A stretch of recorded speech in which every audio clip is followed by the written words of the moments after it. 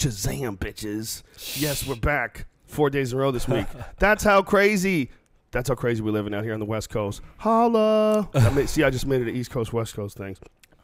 The Joe Rogan Experience podcast is brought to you by the Fleshlight. There's no different way to do this. I've done it every possible way. Yeah. I'm just going to say it. What is the Fleshlight, Joe? Have you used your Fleshlight lately? Vagina. No, I have not. I actually reused it yesterday. Really? I was watching my girlfriend on camera. Whoa, fucking another girl. Ew. And I used my Fleshlight while I watched it. Buddy. Just, you got a little personal with the whole rest of the world right there.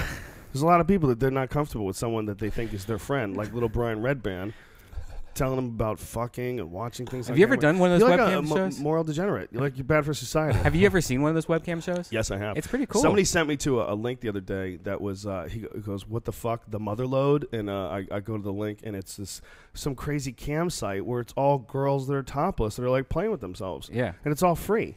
Yeah, it's weird. It's like you can. There's the one I use is Streammate, and you can go to and just have a conversation for the girl while she's like sitting there topless, and then she's like, "You want to go in a private room for $10?" And then you do whatever you want to in the private room. And but this was all virtual. No, yeah, like this is like webcams and stuff. And so, but there was so many old ladies and fetishes that was just creepy to look at, like an old lady. Like there was like an old lady that was like maybe 75 years old. Let's get through these commercials so we can talk about this. Like I want to hear about this. But let's get through these stupid commercials because that sounds too good to just be. Well, the adult industry has always been pioneers of new technology, whether it was like home video, and then like on the internet. I mean, they've always been the first. And when we have virtual reality, I bet virtual sex will be pioneering it. Okay. Yeah. All right, we're gonna get to that. But let's get this out of the way. Fleshlight. Go to Fleshlight sponsor JoeRogan.net. Enter in code name Rogan. Get 15% off. It's a solid product. It's the best fake vagina out there. It really is way better than masturbating. Mm-hmm. There. We're also brought to you by Onnit.com, ONNIT, makers of Alpha Brain, the cognitive enhancing supplement that I use. I didn't take one this morning, so let's see if I stumble. If I stumble through my words today. I don't have any more. You took all mine. Dude, I gave you some. Didn't I give you some of the new stuff? No. I got some new stuff for you. I need to get back on it. Get on it. ONNIT. Get on it. If you can, what is this shit? What is it? What are you talking about? We're talking about nootropics. And what nootropics are, they're vitamins that are designed to enhance the function of your mind, the way your thinking works. And they work. If they're only going to get better. Yeah.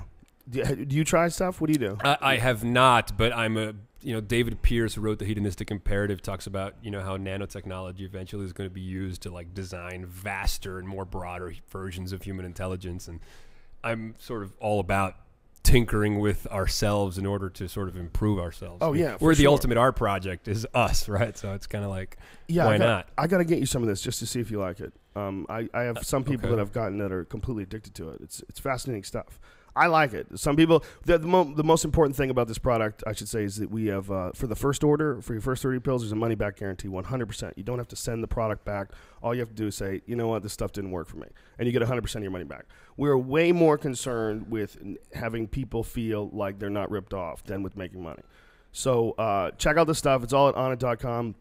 We have sports-related supplements, immunity-related supplements. We have New Mood, which is a 5-HTP supplement, which boosts your serotonin, actually makes you feel happier. It's great stuff. It's all healthy for you. It's all explained online as a frequently asked questions. You can go into it in depth and Google nootropics and try out all the different stuff that's out there and just check it out. But go to onnit.com if you're interested, and under Alpha Brain, enter in the code name Rogan, and you get 10% off. Not just the first order, but every order. All right, bitches, Jason Silva's back. He's slinging. Experience. Train by day, Joe Rogan podcast by night, all day. Jason Silva come back to sling more cosmic dick. You said we're cosmic revolutionaries. I say you're a cosmic dick swinger. How about that? Wow. Well, thank you for having me back, dude. Last time was so fun. Oh, thanks, man. It was so fun. I had a great time too. And I just a shout out to all these amazingly engaged listeners and followers, dude. That the response was so positive and so we have a really delightfully positive, super positive group of people that follow the show. And it sounds ridiculous. Yeah. How do you do that? I mean, how does that ever happen? I don't know, but maybe it's because of your authenticity, man. Well, honestly. if I'm honored if that's what it is. Yeah. Whatever it is, I'm honored. It comes across, man. When we go to clubs, that's the thing that the waitresses are always saying, that our crowds are so nice and that they tip really well, and it just makes you feel so good. It's like the biggest feeling of accomplishment that I've ever had is someone who listened to the show once and said, your show makes me want to try to be a better person. This is the kind of feedback that we've been getting about our Mind Meld, dude. Yeah. It's been insane. Like, some people have created these remix videos where they've taken highlights and sound samples from what we talked about, set them to imagery and set them to music. And that's kind of like what the creativity and the whole remix culture is all about. It's not about where you take things from, it's where you take them to. Yeah. And you see that. It's just like, oh my God. There's a bunch of those out there now. There's so many guys that are really good at that too. There's so much creativity. Oh, yeah, and so most of them have like regular jobs. They're just like regular dudes. So like they're doing it out of pure passion. Yeah, like there's a kid who calls himself the Paradigm Shift on YouTube, and I met him, and he's he's just a really fucking talented guy. And he made this thing for me, the American War Machine, and it's like it's humbling. Yeah, it's humbling because you hear the words that you say, and the words seem just kind of obvious to you, the things that you've thought of and said 100 times. Right. But then when this kid puts it to images and video and music, and then you see the power of an idea, of an idea to live on beyond its inception, beyond the moment that it came out of your mouth. Like, there was this guy, the Thinking Primate is the YouTube name, and they did a remix of us, and I thought it was glorious. Honestly, I thought it was glorious. Yeah, there's a lot of those guys out there, and we're super honored that they do that. It's one of the coolest things of all time. It's a weird thing going on right now, man. I think the internet has kind of ushered in a whole new culture. I really do believe that. You can't get by on bullshit anymore. Yeah, it seems like a culture of massive collaboration and cooperation. Yeah. I mean, even that recent example of that viral video that they made about Joseph Kony in Africa, and it reached 100 million views in a week, and I think that just what it shows between that and also the anti-SOPA movement online, I think that what it's really demonstrating is just the ability to create viral swells that have massive impact without having used like mainstream media, for example. Just make a video, put it on YouTube for free, and have a voice in the national conversation. Like, everybody can do that, and the price points keep going down and down and down exponentially. And there's no reason not to think, oh my God, what comes next, right? Well, this guy, I don't know the whole story on the guy who orchestrated the whole Kony campaign, and I've seen some criticisms about him, but it didn't really make much sense to me.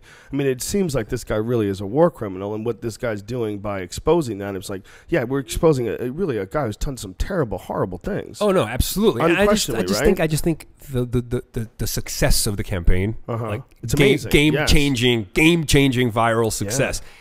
Also is going to invite scrutiny that comes with that. So I think whatever the controversy is, that's a whole separate conversation. I think the real conversation is, people, democracy, social movements, revolutions, take note. Right. This is how you join the conversation. This is how you get your voice heard. Right. No need to take up arms. No need to be violent. You want to get something heard, have a good video editor and a good sense of aesthetic presentation. Yeah, no shit, It's kind of amazing. Isn't that I saw the tweets. They started coming in, this Kony, and I knew who the guy was. I'd read about his movement in Africa. Yeah. And you saw Peter Pan, which is about it's all exactly the same as Kony. Really? Yeah. Didn't the Peter Pan used to steal the kids and make them like an army? And isn't it horrible though that actually is happening? That they're stealing children and forcing them to become soldiers. I mean, it's just terrifying stuff. Yeah. It's really, really horrifying stuff. Yeah, no, it's terrible. But I do think that we're seeing violence is going down across the world. I mean, this guy Steve Pinker, and he has the TED Talk, The Myth of Violence. We might have mentioned it last time. We'll say that violence is down across the world, and the chances of a man dying at the hands of another man are the lowest that they've ever been.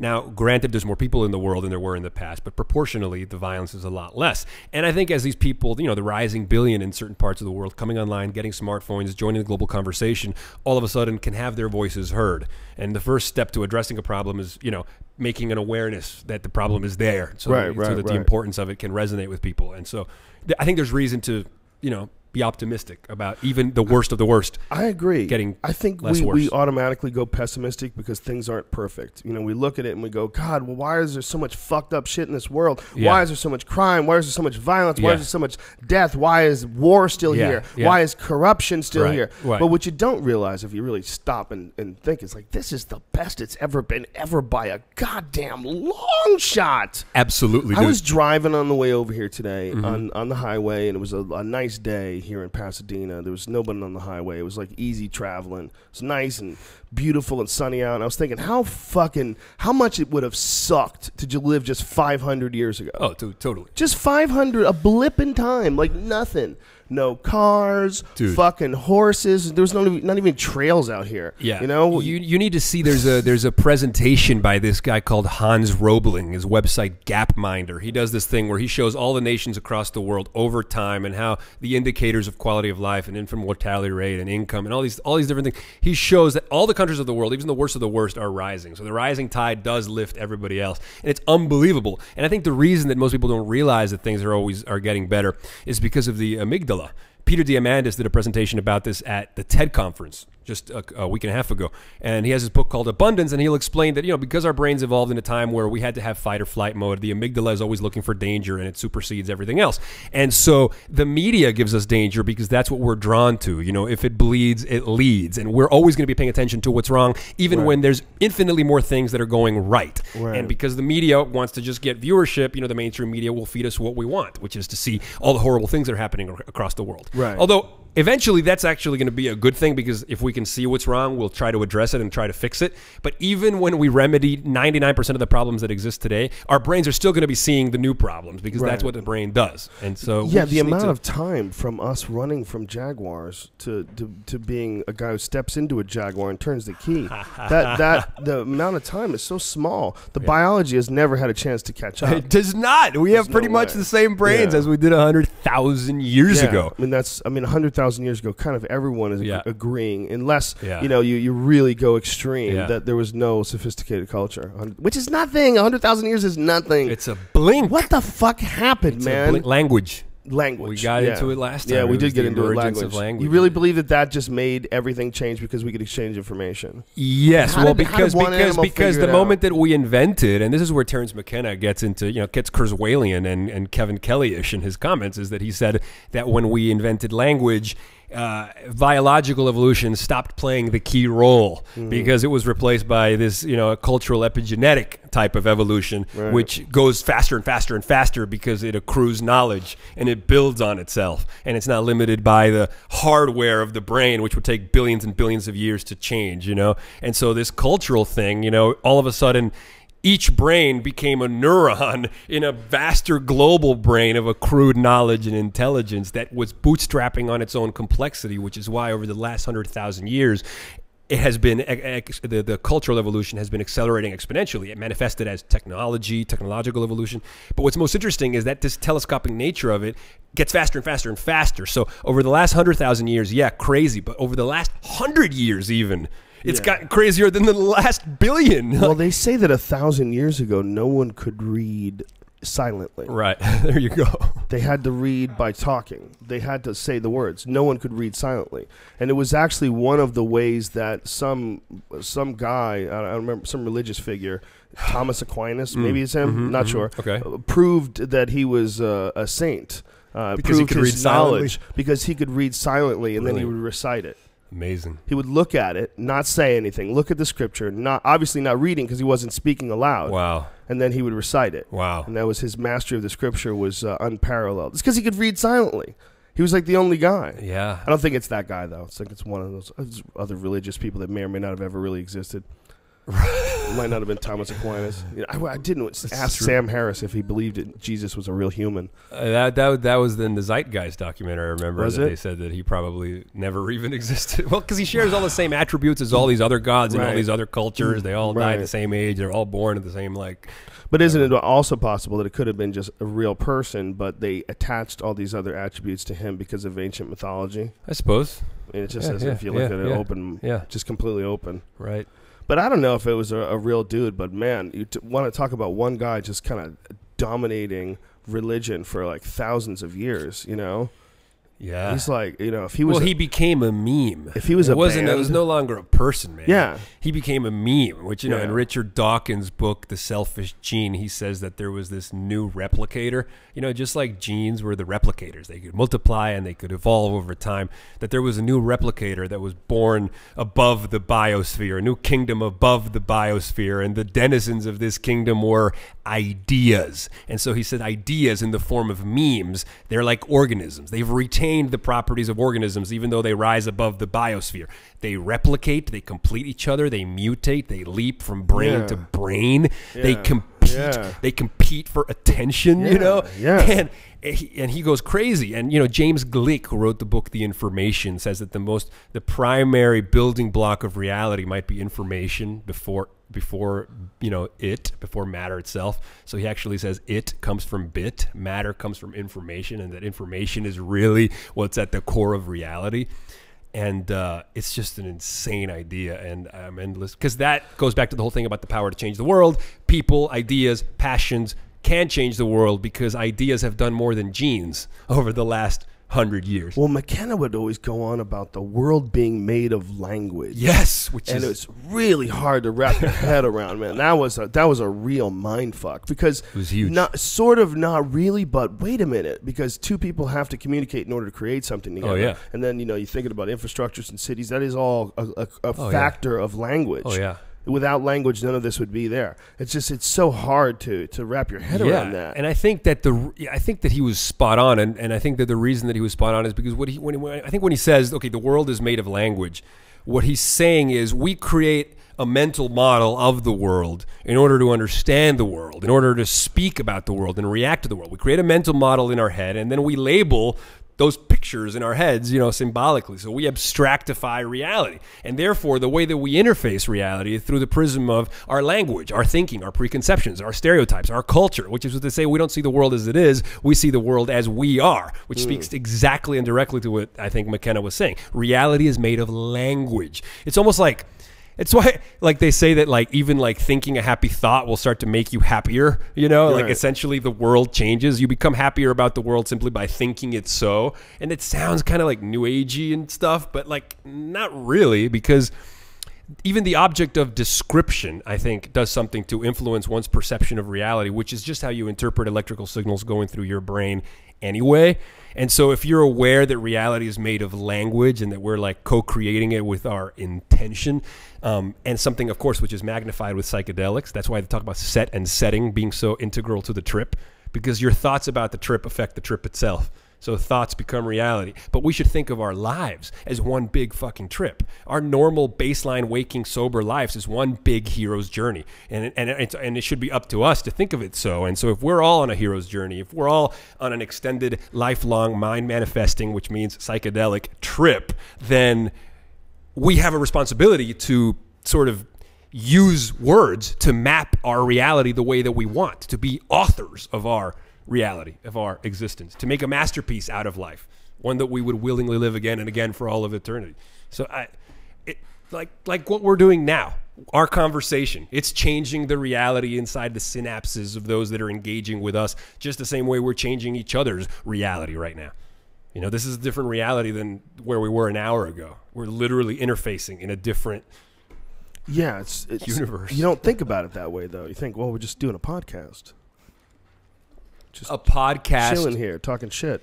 Yes, but your portions of your mind, the output of your mind, whether it's immaterial or not, still creates tangible impact in the world. Because think of, like, especially like this, the 1 or 5 or 10 people that you might inspire to create some work of art that came out of what they heard in this conversation, and that work of art gets licensed by a brand to create a campaign for creativity that then the government of Finland adopts in their policy for education for the following year, and it transforms the lives of the next generation of students.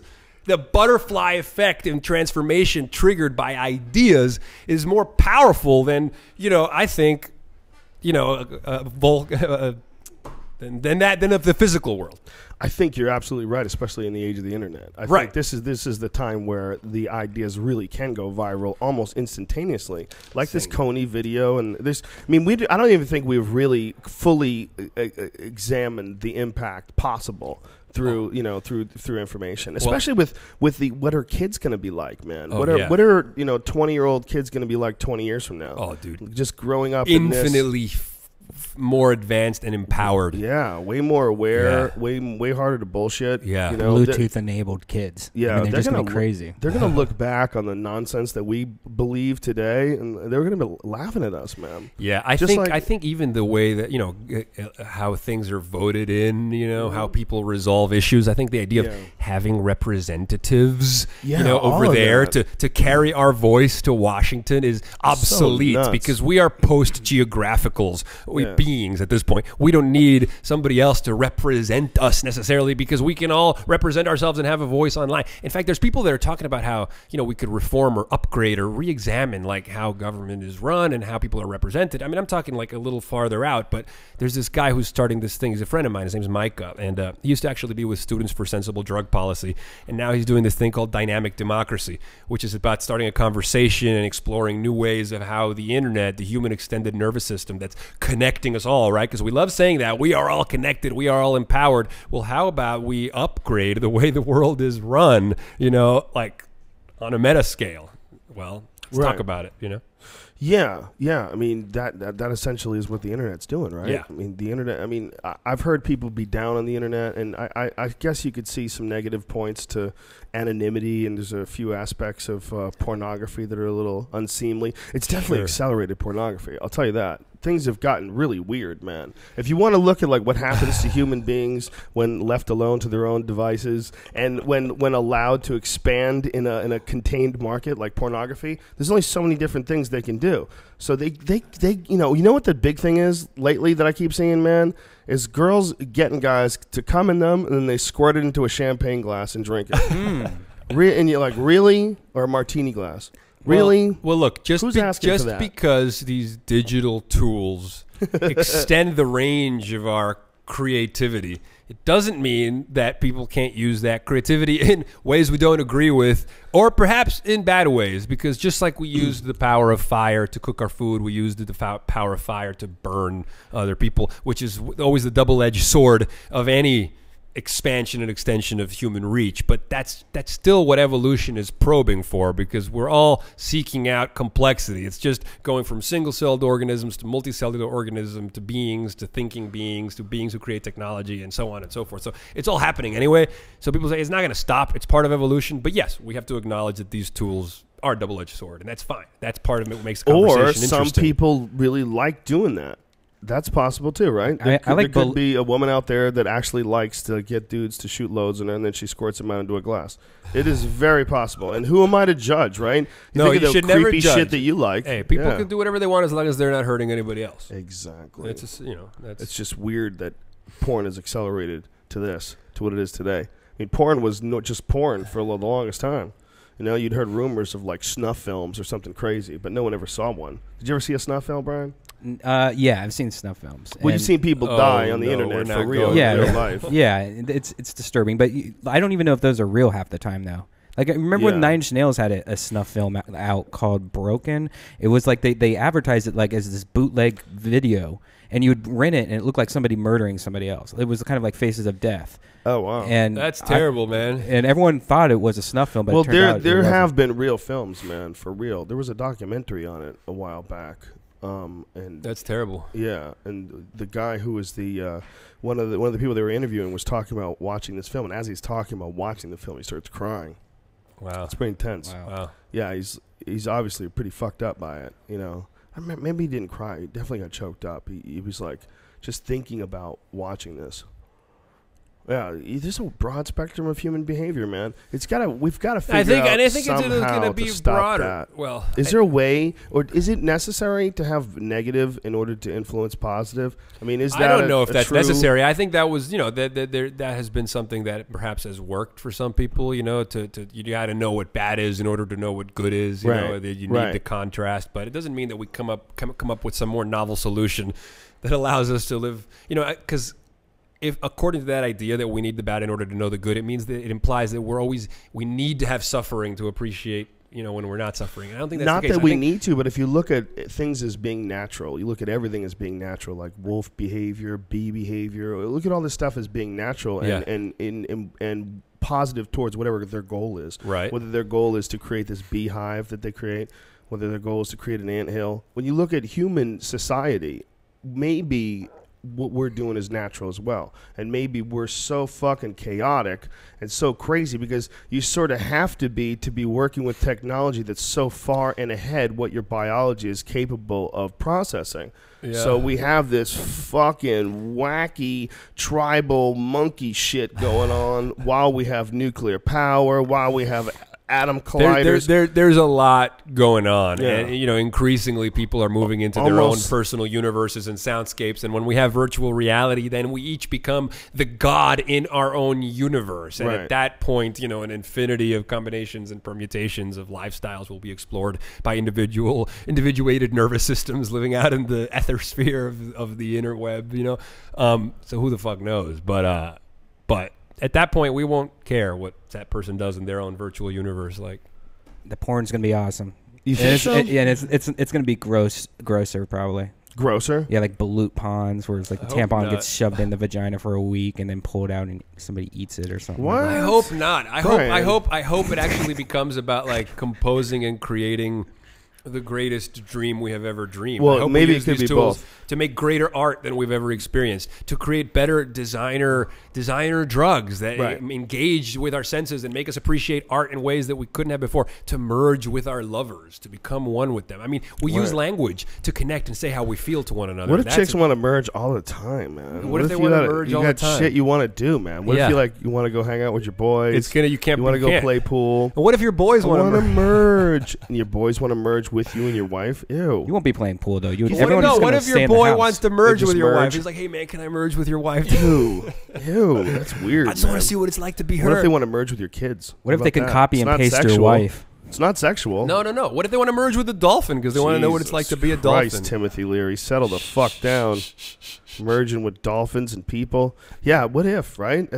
We have to define, like, once if we do create something that allows like the human consciousness to merge and to interface with something, we're gonna have to like really define what's happening there, so people don't like whether it's gonna have parameters, sexual. Interesting. I just don't see. You can see like Nancy Grace on TV.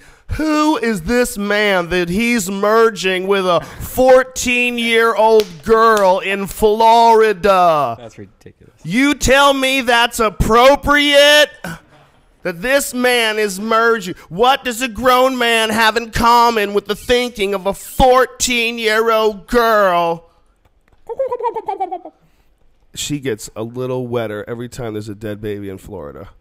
Every time something happens in Florida, she's like, oh, yes, more programming, more material. I have to say, the fact that we see so much. Can't she find nice things? Can Nancy Grace, please? I love you. I'm picking on you because I have to. I'm a comedian. Can't you just find one nice story? Yeah, we need more programming that's uplifting. Yeah, like, isn't it nice to see stuff that makes you feel good about humanity? But it's also good to have people go after bad people. Don't get me wrong. The idea of stopping crime and preventing scumbags from getting along. But absolutely, as far as like what we project, our issue is that there's 7 billion people on this planet, and if you only want to pay attention to negative shit, you can find enough to fill every second of every day, second of every day of every moment that you are on this planet. Someone's getting jacked. Yes, but I think that people are reacting to that by creating more and more really inspiring content. And I think corporations now are all wanting to align themselves with having a sort of positive impact on the world. They're saying there's more to a corporation than just making money. How about wanting to make a social? But I think it is becoming part of our consciousness now. Increasingly, like, this is what you're hearing. I mean, you had Pepsi do that campaign last year, and they're all. They're realized. My point was that but my point was that you have to manage your own interaction with this kind of information. My point was that if you so choose, you can be around it all day, every day, or you can just not, and you can force yourself into more positive places. Yes. And the options available. Both options are available. Yeah, absolutely. And you have to be kind of careful in how you manage your consciousness, because you really can freak yourself the fuck out if you only chose to concentrate on all the negative things in this world. There's too much information. Totally. No, and you could drown in information, especially because the new limited resources are attention. But I think it's interesting. There's a book about this. It's called The Information Diet. And it says that it's really up to us to take responsibility over our information diet, to set up curators, to set up certain filters, to sort of, to have a significant say in how we interface with media. Yeah. And we have that opportunity now that we didn't have before when it was just 2 channels. It was on or off. Now there's a billion options. So Right. curate, author, create an experience, an information diet that will keep you mentally invigorated. Just But, like you know, a there's healthy also food diet will keep you a healthy. lot of experimenting going on too. You know, there's also a lot of people trying different things out and focusing on different things. And, and there's a lot of misses that seemed like they were hits. Like, remember when everybody was into The Secret? Yeah. You remember that? And everybody was convinced that all you have to do is think positive and just draw a picture of the house you want on your wall, and one day it'll sort of manifest itself. And yes, Secret fans, yes, I'm paraphrasing that. But don't you think that's an example, like the way you said it, is how probably a lot of people literalized the message without really thinking about it a little deeper and understanding how it might not sound like just bull. Here's the problem with The Secret. Some of it's real. Okay, Right. there is a certain amount. It's one of the ingredients in making something happen. One of the ingredients is vision. It's 100%. There's one of the ingredients. I mean, you talk to anybody that had some sort of a great success, and a good percentage of them, at least, some of them have sort of gotten their vision along the way, but a good percentage of them had a vision and followed it. Right, pushed but it and pursued it. And it is so true. that is true. But there's so much other shit involved. Education, hard work, discipline. Right. It's not as simple as just executing, thinking. because it's like say, yes, everything out in the world, everybody's, the most magnificent artifact from the iPhone to the jet engine, is actualized from a thought, from a dream, from a design, which means to say we constructed the virtual version before we constructed the actual version. Right. That's the same thing as visualizing something into being. But the into being part is when you say, okay, I'm going to go execute on this. I'm going to go I'm going to move through space and time, move my atoms through space and time and go construct the thing and go lobby to build the thing, to build the dream, to actualize the goal. And I think maybe people who read the book without reading as deeply enough into it, what they thought it was like, okay, I'm just going to sit on the couch and dream something and it's going to come knocking on my door. Well, it's also the problem is that they're dealing with a bunch of people who have had success. And when people have had success and, they all tell you the same story, oh, I knew it was going to happen and I dreamed it. Well, but that's because it happened. Right. You know what I'm saying? Like, there's a lot of shit that comes along the way. You could have gotten in some random car accident. You could have got hit by a fucking meteor. Absolutely. I'm not exactly sure if 100% of your success is based on the fact that you focused on your dream. Right. I think it's a percentage of the success, but there's a lot of luck involved there too, man. Oh, yeah. 100%. Oh, yeah. And to be there's a lot of luck involved in everything. Yeah. I mean, like the fact that each of us is here, we beat out billions of sperm. Yeah. So all of us are living against the odds. And the respect for luck, I think, is one of the reasons why people get lucky. Respect for luck. You know, you gotta respect. Luck is, fortune, good fortune is unquestionably an ingredient. There's an ingredient in there. And I feel like if karma is real in any form, I believe that's where the most evidence of it being real is. That, to me, the people that I know that are the most fortunate are also the kindest, are also the most generous. Those are the people that are the most fortunate. Yeah, well, because if one's with themselves as well, which is a very critical point. When a lot of people mess up, they're super nice to other people, but they treat themselves like shit. They treat their body like shit. Which is no good. They don't go after their own goals. They don't chase their own dreams. They let people abuse them because they're too nice. I mean, there's a lot of people that are not nice to themselves. You got to be as nice to yourself as you are to other people. No, I totally That agree. is a huge part of the equation that a lot of people miss out on. They're like, I'm a good person, I'm nice to people. Yeah, but you hate yourself. You hate your body, you hate your mind, you hate the way you think. Yeah, and you can do. Not everybody. Not you. You can do more for the world, I think, by treating yourself with the same kindness that you treat other people. And it's a sickness not to. It's a sickness. Absolutely. Yeah. I mean, food is fucking delicious, but you shouldn't eat yourself to death. I'm not saying you have to look like Kate Moss in her prime. Where did I put that reference from? Where was that? But you don't have to fucking eat yourself to death either. Right. There's a lot of people that eat themselves to death. Like the human mind can go terribly wrong. It can go on a horrible path and just get stuck there. Just get stuck in the mud. Yeah, but the thing is, when we have that problem with software, if software gets corrupted or if it gets a bad virus in it, we can upgrade and reboot the system, and we're not so lucky yet with our biology. That, though? What if someone did something horrible, like there was a mall shooting or something, and some guy goes in the mall and just shoots random people, and then you reboot him? Would you allow that guy? Do you think that's okay in a civilized society? society? Do you think we have to to reboot him? To reboot him, and well, that's a great philosophical question to ask. I mean, that's a different case study. Do we blame society on allowing him to get to a point where his software failed him? I mean, how do we approach that? If it's effective, if it's real, do we blame the tissue that's left after we remove his consciousness? Do we blame that tissue and say, "I'm sorry, this tissue has to die to make up for the 16 people you shot at the mall"? Who knows? Maybe there will be some form of like. I bet there will be an ethical dilemma, like a virtual reality psychedelic experience where you take him down the rabbit hole and he has a Joseph Campbell-esque hero's journey and he collides with his own cosmic nakedness and then emerges rehabilitated. Maybe we'll have like sounds like ayahuasca. Digital download rehabilitation. Yeah, electronic ayahuasca. You said you tweeted once that would be a way you should grab a criminal and you should put him in an ayahuasca session with a shaman to stare into the nakedness of his own soul. Well, this is my new show, my next show that I'm working on. Nobody's bought it yet, but I've got some hopes. It's called Douchebags on Mushrooms. And that's the show. We take douchebags throughout the world and we just bring them somewhere and dose them up with like 5 grams of mushrooms and let them see themselves. I mean, nobody's going to die. I think psychedelic therapy is so spot on, like in terms of the psychic readjustments that can happen in one session. Could take years in conventional therapy.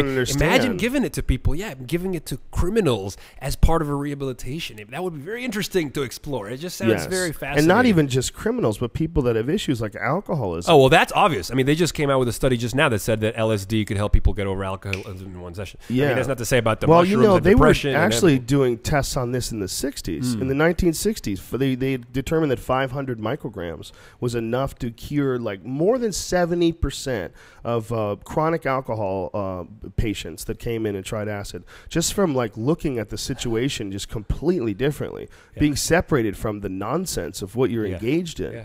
We get stuck in these weird patterns. It's very strange. It's almost like a byproduct of our ability to focus on things. Right. We have this ability to become intense and obsessed and focus on things in a positive sense, but there's a byproduct of that, and that byproduct is obsession. It's a glitch. Yeah, it's a glitch. Or it's stuck in stuff. It's a possible. It's like if somebody gives you a fucking Ferrari, but you don't know how to drive a stick shift, and you sort of figure it out along the way, and you're jamming gears and fucking things up. Sometimes it's working well, and sometimes because you don't understand how to use the system.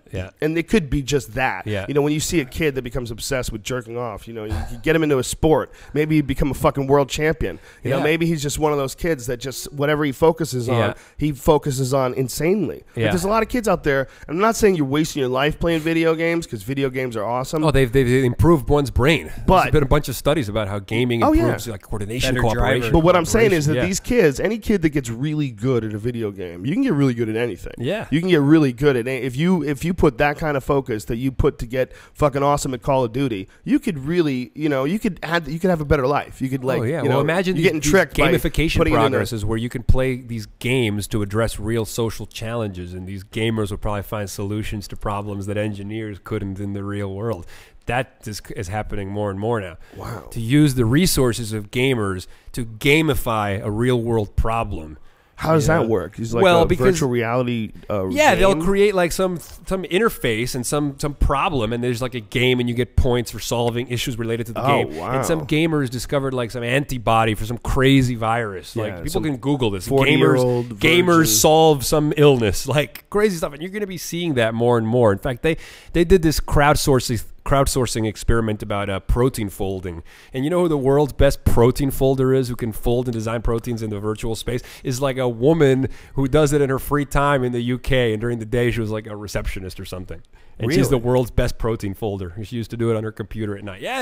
What? Yeah, because you crowdsource what Clay Shirky calls the cognitive surplus. It's all this extra brain activity. How is she protein folding? What is she doing? It's some kind of crowdsourced software thing that lets people like fold proteins, and you can figure out how to do it in the virtual space, and then it can be applied in real life. And it turns out that the best one in the world was this woman in the UK, better than all the scientists in the world. Yeah. But she's just a lady with a regular job. Yeah. And you're going to find that more and more. There's going to be some gamer, in Budapest who's going to fix world hunger. Wow. Well, look at like people like hackers, like the hacking community. Exactly. Like these little 13-year-olds are hacking fucking Microsoft. Yeah, exactly. It's ridiculous. Yeah, a 13-year-old hacked the UFC. Yeah. Exactly. Yeah. Yeah, they're badasses. Yeah. Did you hear about crazy. the Lulosec guy? Is that how you call it? Lulosec? Yeah. Well, He ratted out like all these anonymous guys, like 26 anonymous guys. Oh, he just no. ratted out everybody to the FBI Oh, just because, like, I guess the FBI was playing dirty and was like saying, "Hey, we're going to arrest you forever. You're never going to see your kids ever." You know? Oh no. And the FBI actually admitted to it and interviewed it. That's what they used their kids against. Oh man, what were they guilty of? Hacking, digital terrorism, They broke into some serious websites, right? Yeah, I mean like somebody said recently it's a higher form than terrorism. Whoa. Cyber terrorism rated higher than regular terrorism? Well, I have a good friend, this guy Mark Goodman. He's at Singularity University over in Silicon Valley, where they look at how these emerging technologies Whoa. There's a Singularity University? Oh, hell yeah, dude. You need to go, man. I just did their executive program here in L.A. It was at Fox Studios, and it was hosted by the head of Fox, the chairman, Jim Giannopoulos, and it was the founder, Peter Diamandis, and Kurzweil.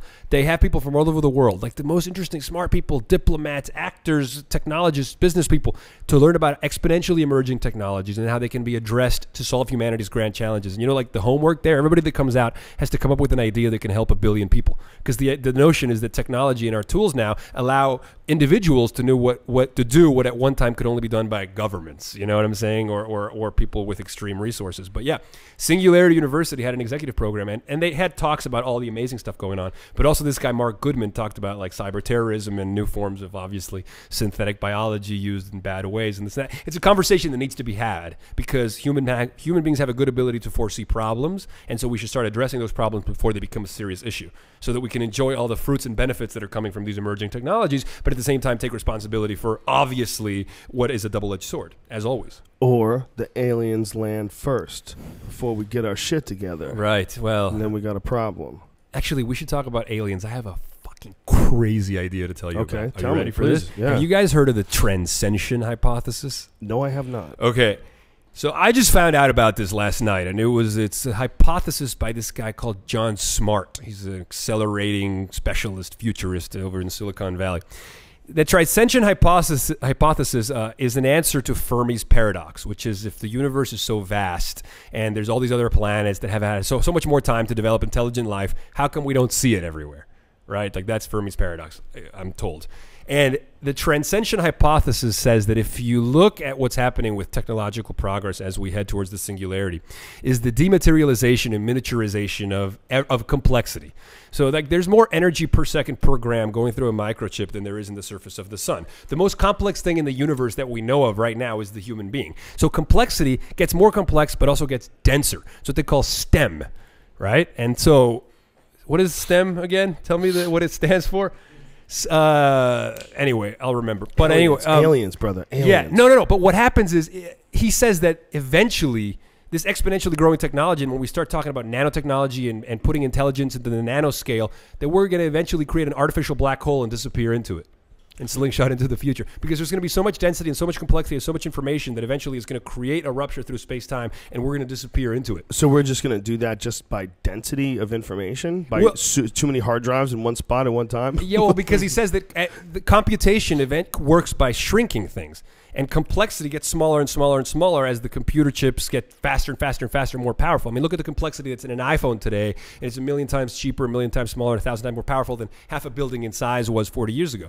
So in 100 years, imagine the complexity that is going to be in something smaller than an atom, or even scales beyond that. So when our minds, when intelligence is residing on those scales, basically they're saying that eventually we're not going to colonize outer space, we're going to go into the inner space. We're going to go smaller and smaller and smaller in density until we literally create the ultimate universal computer, which is a black hole. Does everybody have to do this, or can we opt out?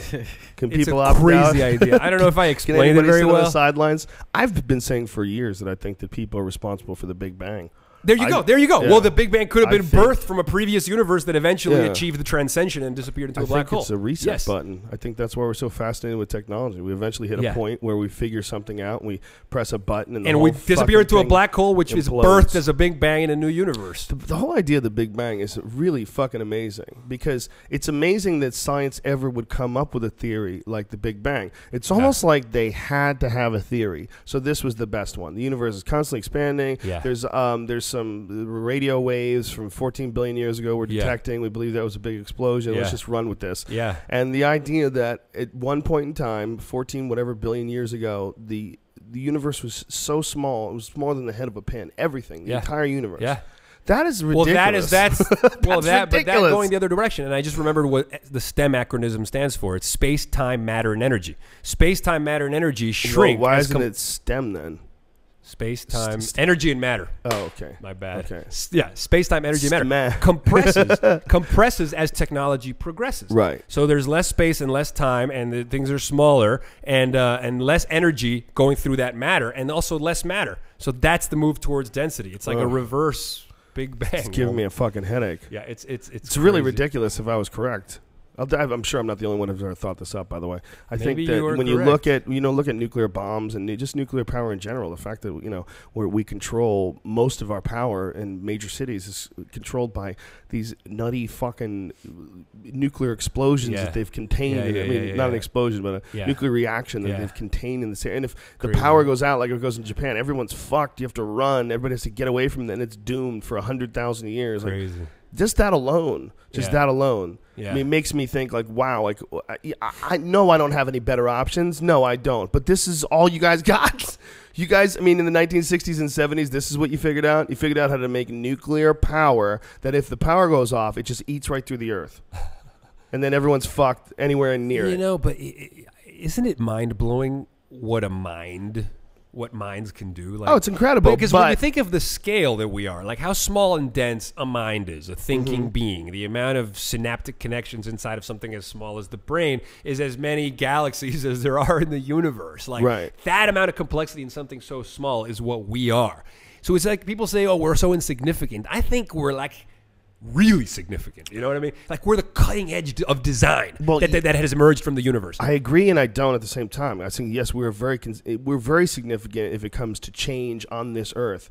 But the earth is just so goddamn small in the big picture. It's ridiculous to say that we're significant. We're so fucking tiny. I mean, but just the fact that we can talk about the whole universe and literally play back the evolution of the universe in our heads, a capacity to understand events that have occurred over deep time. Not just understand it, but explain it. Right. So we're creating on the internet. We're creating models on the scale of that universe. The universe that you're saying is so much bigger than we are. We're creating internal models of it inside of our heads. It's true. So we're fitting the universe in our head as far as virtual conversations about it are. That's what's fucking crazy, which means it fits in our heads. Yeah. The design fits in our heads. If we understand it correctly, the smartest people in the world, Einstein among them, could probably contemplate it in his head. And, people who take psychedelics say that they experience the entire universe at once. Maybe they do. Yeah, maybe they do. Maybe it's all inside a mushroom. You can see the whole thing. You just got to take a nap on them. Yeah, well, because the universe expands outwards, but it goes inwards too. The scales get smaller. There's an entire universe inside of us, 10 trillion atoms, and apparently the scales go smaller. There's in most atoms, it's just space. Like you ever, when you look at... Oh, yeah. Somebody told me about that the other night. Most of everything is mostly empty space. Most of us apparently is mostly empty space. Mostly empty space. We're just pattern integrities, man. Just pattern integrities. It's so insane to just even try to wrap your head around how complex the whole thing really truly is. Right. Which is why people like sticking to neighborhoods and watching the same shows. They want anything that calms down this bizarre feeling of never-ending complexity. That it's impossible to understand or be in control of your universe. Yeah, well, it's frightening to live in the mystery, to live on the edge of knowledge, to live on the edge of thought. Well, there's a reason we call it the edge, because there looks like there's a ravine on the other end. But I still think, even though as individuals, some of us find that frightening, and to each his own, as a collective, I think mankind is always restless and never afraid of the edge. I think mankind always pushes at the edge, and that's what makes me ultimately so optimistic about humanity. We're still here, and it's getting crazy, and look at the stuff that humanity is talking to itself about. Yeah, about bombing Iran. Well, that's There's depressing. a little of that going on too, man. It's going both ways. It's a self-correcting global organism, so maybe we're self-correcting. I agree with you. I don't quite share in your optimism because I'm continually fascinated by the stupidity of the human race as well as the intelligence of it. Yeah. I think you can't ignore that. There's a lot of dummies out there, unfortunately. Totally. Big percentage of the world's a fucking mess right now. And a lot I of don't those know if people it's a have big bombs. percentage, but I just think that what is a mess gets magnified and brought to our attention. Well, it's more than 1%, right? More than 1% of the world's a mess, I would say. Wouldn't you say? When you think about Iraq, Afghanistan, what's going on in Syria, what just happened in Libya, what's going on in Egypt, Well, but what may happen but there's in a lot Iran. of things about this that are very exciting, right? I mean, what happened in Libya and in Tunisia. No, and don't get me wrong, but I'm saying it's you're saying it's a mess. You're more, saying there's it's a more lot than of movement 1%, happening. right? Yeah, we if live it's in more than 1%, and I you think- got 100 people in a room, and one of them is fucking crazy. I think we live in disruptive times. Yes. Yes. Fueled by these accelerating technologies. But I think disruption, it's like going through the birth canal. It's like, when Timothy Leary says that we're about to shed our skin, we're in the larval stage. We were pre-larval and then we're larval and then we're about to spread our wings. Potentially.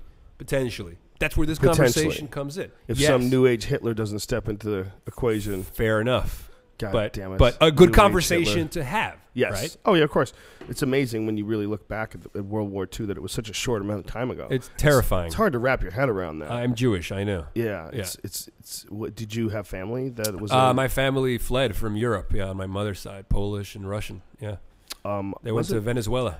Ari interviewed a bunch of, wasn't his dad in, well, I don't want to say unless you, but yeah, it's incredible that's inside. That could be your grandparents. That could be our lifetime. That's within our grasp. Frightening. While this chain of life is going on, the Holocaust was happening. World War II is happening. I mean, the storming the beaches of Normandy. That's like the most savage shit in human history. Cutting people down with machine guns as they run through the sand. I mean, that's our lifetime, man. It's amazing. It's really, truly amazing when you stop and think about how crazy that seems. Yeah, there was a really interesting article that I read because obviously everything you're saying is very upsetting. It was in Foreign Policy magazine. I'll just stop talking, dude. It's cool.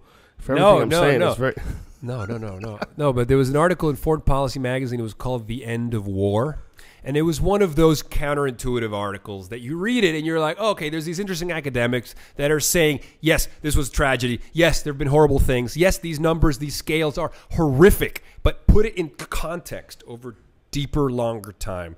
And what you see is that things are getting better. Less wars happening. Just that before we couldn't cover every war on TV. There were too many conflict zones in the world. But he talks about how there's less and less. It's important to get the other side. No, so that we don't freak out. I'm sure that it's better now than it has been ever. Yeah. But I think human beings, as just naturally, we look at the errors and the issues that we have, and we see a lot of them that are sort of legacy that aren't corrected, and they've been going on for so long, like war. I mean, I remember when I was a kid, I don't know, maybe I think it was 8 or something like that when the government pulled out of Vietnam, when the Vietnam War was over, and I remember thinking, it's good that we're done having wars because now people realize that we don't like war. No one's going to go to war anymore. I remember even as a child with the idea in my head that I was watching the culture evolve past war. I had a real sense, especially I think when you're a child, because as you're growing and you're kind of experiencing life and it's being sort of explained to you along the way through experiences, that you start getting an idea that that's how the whole world works, that things just get better over time. So things get smarter, they improve. Because that's what you're doing. You're 8 years old. You're smarter than you were when you were 5. Right. You know what I'm saying? I mean, a significant leap over who you are when you're 8. Yes. So I think that's how I viewed the world. And I remember in whatever year it was, 91 or 92, when we went Desert Storm. Right. What year was that? 91, right? Maybe. Whatever. I don't remember. Might even been 89. But whatever year it was, I remember watching that happen. I remember me and my buddy Jimmy that I used to live with, my roommate, Jim DiTilio. What's up, Jim? We were sitting in front of the TV, and they were showing missiles firing over into Baghdad. And I remember watching that going, what the fuck? And he looks at me and he goes, we're at war, buddy. We're at war. That didn't even make sense. Well, because it seems obsolete compared to all the great things that are happening in the world, right? The massive collaboration, the massive cooperation, people doing things increasingly for free for one another online, people coming together, people protesting against dictatorships, Twitter being used as fuel for dissent and discontent. I mean, there's so many encouraging trends that whenever you kind of contemplate the fact that there's still bad things out there, you realize, the contrast also makes you realize, wow, there's aspects of us that are so obsolete, we need a firmware upgrade But we're getting there. Well, Singularity University is what you need to go, man. I'm sure they love to have I do need to go. Yeah, we had actually Will.i.am was there. Really? Yeah, and then he did a talk and a panel. We had this company that does a wait a minute. Will.i.am gets to talk at the Singularity University. Him and the head of Fox. What does he talk about? The head of, because Making he was talking about using these technologies, getting hot bitches on the road, the creative and good uses of these technologies, and how we need to spread these technologies to those that are less lucky than we are and whatnot. I'm sure he was talking about nice things. I just have to crack jokes. And we saw 2 paralyzed people walk. This bionics company who makes these like exoskeletons. I've seen those. Demonstrated 2 paralyzed people standing up and walking. I mean, it was insane. That's really intense. Yeah, I've seen that. Very emotional. That exoskeleton is fucking nuts, man. Yeah. That's like something right out of a Marvel Comics, man. Totally right. It looks like a trailer for a movie that takes place in the future that's showing you how we got there, like archival footage from the future. It just totally makes sense, right? I mean, it's the future. They're gonna figure out. Well, they're gonna figure out artificial bodies eventually. Dude, absolutely. For sure, they're gonna be able to put your head on someone else's body. Dude, on an artificial avatars. Well, isn't there a Wired magazine story about the man who wants to build the real avatar? Could you imagine if they get so good at surgery that they build an artificial you and the head is open and they just have to sew it up and then stuff your brain in there? They only have like a certain amount of time where they could take your brain and then reattach it. That would be interesting. They open your good night, Mr. Jones. Boom, cut open your. Next thing I see, you're going to be 20 years old and invincible. They cut open your fucking brain, suck it out real quick, and they only have a couple minutes, and then they screw it into this new brain. Turn it on, fire up, Mr. Jones, do you hear us, Mr. Jones? Well, I think 37 seconds. We're good. You got a new life. And there then you Mr. go. Jones made the trip into a synthetic body with his biological brain. Is that possible? Well, I think by the time that we can do that, we will be non-biological in the sense that we'll have far greater than human intelligence and sentience residing in decentralized non-biological substrates. Do you feel like that about on the spaceflight? nanoscale? Do you feel like that? I've never felt like we're going to go to other planets. I feel no, like we definitely are. We're going to go to Mars in less than 10 years. I what mean, are you, Elon Musk, man, is working Gingrich on was this. saying, No, if you let it's me in going to be. office, It's did you hear that?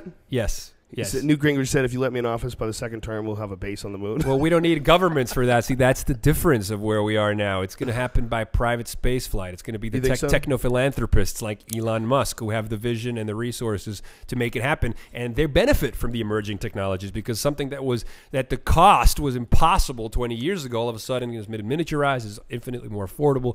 We're going to space, and then we're going to send artists into space. And then that will transform the human condition. We have to decide like who the artists are, because the last thing you want is shitty poetry from outer space. Well, imagine you in space, gotta be like really analyzing it philosophically, a podcast from space, how that would influence your thoughts, your ideas. How about we just get a green screen and put some space behind me, and maybe we'll that will work, and we'll pretend that'll we're be the space. same. And we'll put on our NASA suits. Do you have your NASA suit, Brian? Yep, mine's in the trunk. Very cool, man. Yeah, I don't know, man. I don't know what the future holds, but I think the Big Bang machine might come before space travel. I mean, I'm just guessing. The Big Bang machine. Well, they might press the Big Bang button before we figure out how to get to other planets. And I hang hope out there. not, man. We have to at least figure out how to back ourselves up. What if you fucking fly out to hard Mars? drive. What if you fly out to Mars and it's just like the shittiest parts of Arizona? It's just like the shittiest parts of the Arizona desert, and you're like, you know what? The spots like this that suck on America, I could have just driven there. Right. I didn't have to fucking fly in a rocket ship to some place with no air to see a shitty part of the universe that I could have seen in Arizona. Yeah, I don't think rock desert areas where there's fucking no one but rattlesnakes for 100,000 fucking square miles. Yeah, dude, fair enough. And I think that those that go are not going to swim on Mars's beautiful beaches. I think they're going for the feeling that they will have when they look out that window and see another celestial body. They're going there for the wanderlust, the awe. They're going there for the awe.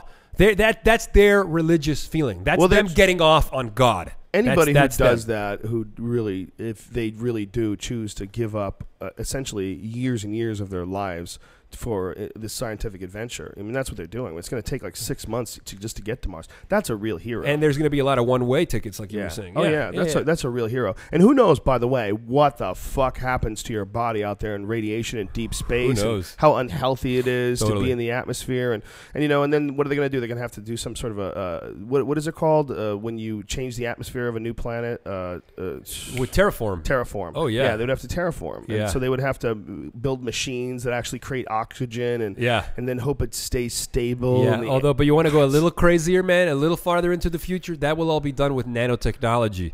The physicist Freeman Dyson says we'll be able to have the entire biosphere of the world decoded, the genome of the entire biosphere of everything that's living on planet Earth in something that's a few micrograms in weight and at the nanoscale. And we'll be able to send those nanotechnology instructions to self-replicate and seed the universe. The whole rant about it. This is a physicist talking about this. Like, this is the thing. It's not like some, like, you know, hippie tripping. This is a physicist who's, you know, at one time was probably a hippie tripping and became a physicist. It makes sense when you think about how small data holding, you know, little hard drives now and what they're going to be like. I mean, they've got computers that are as small as a grain of sand now. Oh, dude, quantum computing is going to be doing superposition, which means like being 1 and 0 at the same time. Yeah, what is that? Explain to me superposition. Do you understand it? I'm no expert, but superposition means that something can be in motion and still at the same time. Exist and not exist. Be in two different places at once. Yeah, something can be a particle and a wave at the same time.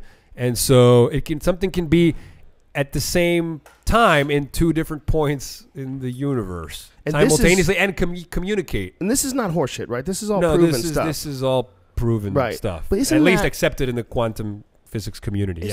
Doesn't that make you want to toss all previous notions about reality aside when you look at something like that and you go, wait a minute. Yes. The very foundation of everything that we see, touch, feel, observe, know exists is illusory.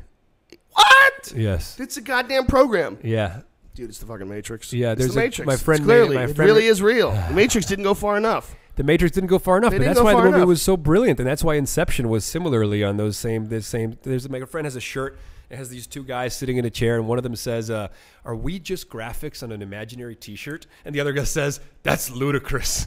But you could extend that and extrapolate that to us. Yeah. Are we just like two dudes in some virtual simulation that somebody else is playing with? And then you're like, nah. And then it zooms out and it shows like that we're playing on some screen for someone else's entertainment. Well, if the game was really good, which is what's happening right now. Yeah, I mean, when you're playing like a really good game of Quake, you know, when you're in the zone, man, you're not thinking, "Hey, I'm playing Quake." Oh no, it's real. You're locked in there. Inside. You're hopping and moving. You're a part of it. We can be in multiple realities, dude. There's no doubt. We're already doing it with flat screens that are not even that immersive, and we can lose ourselves in it. Right. So if this is artificial, it could be just so good it feels real, which makes sense for a lot of shit. Absolutely. Where I've said so many times that the world feels like a piece of fiction.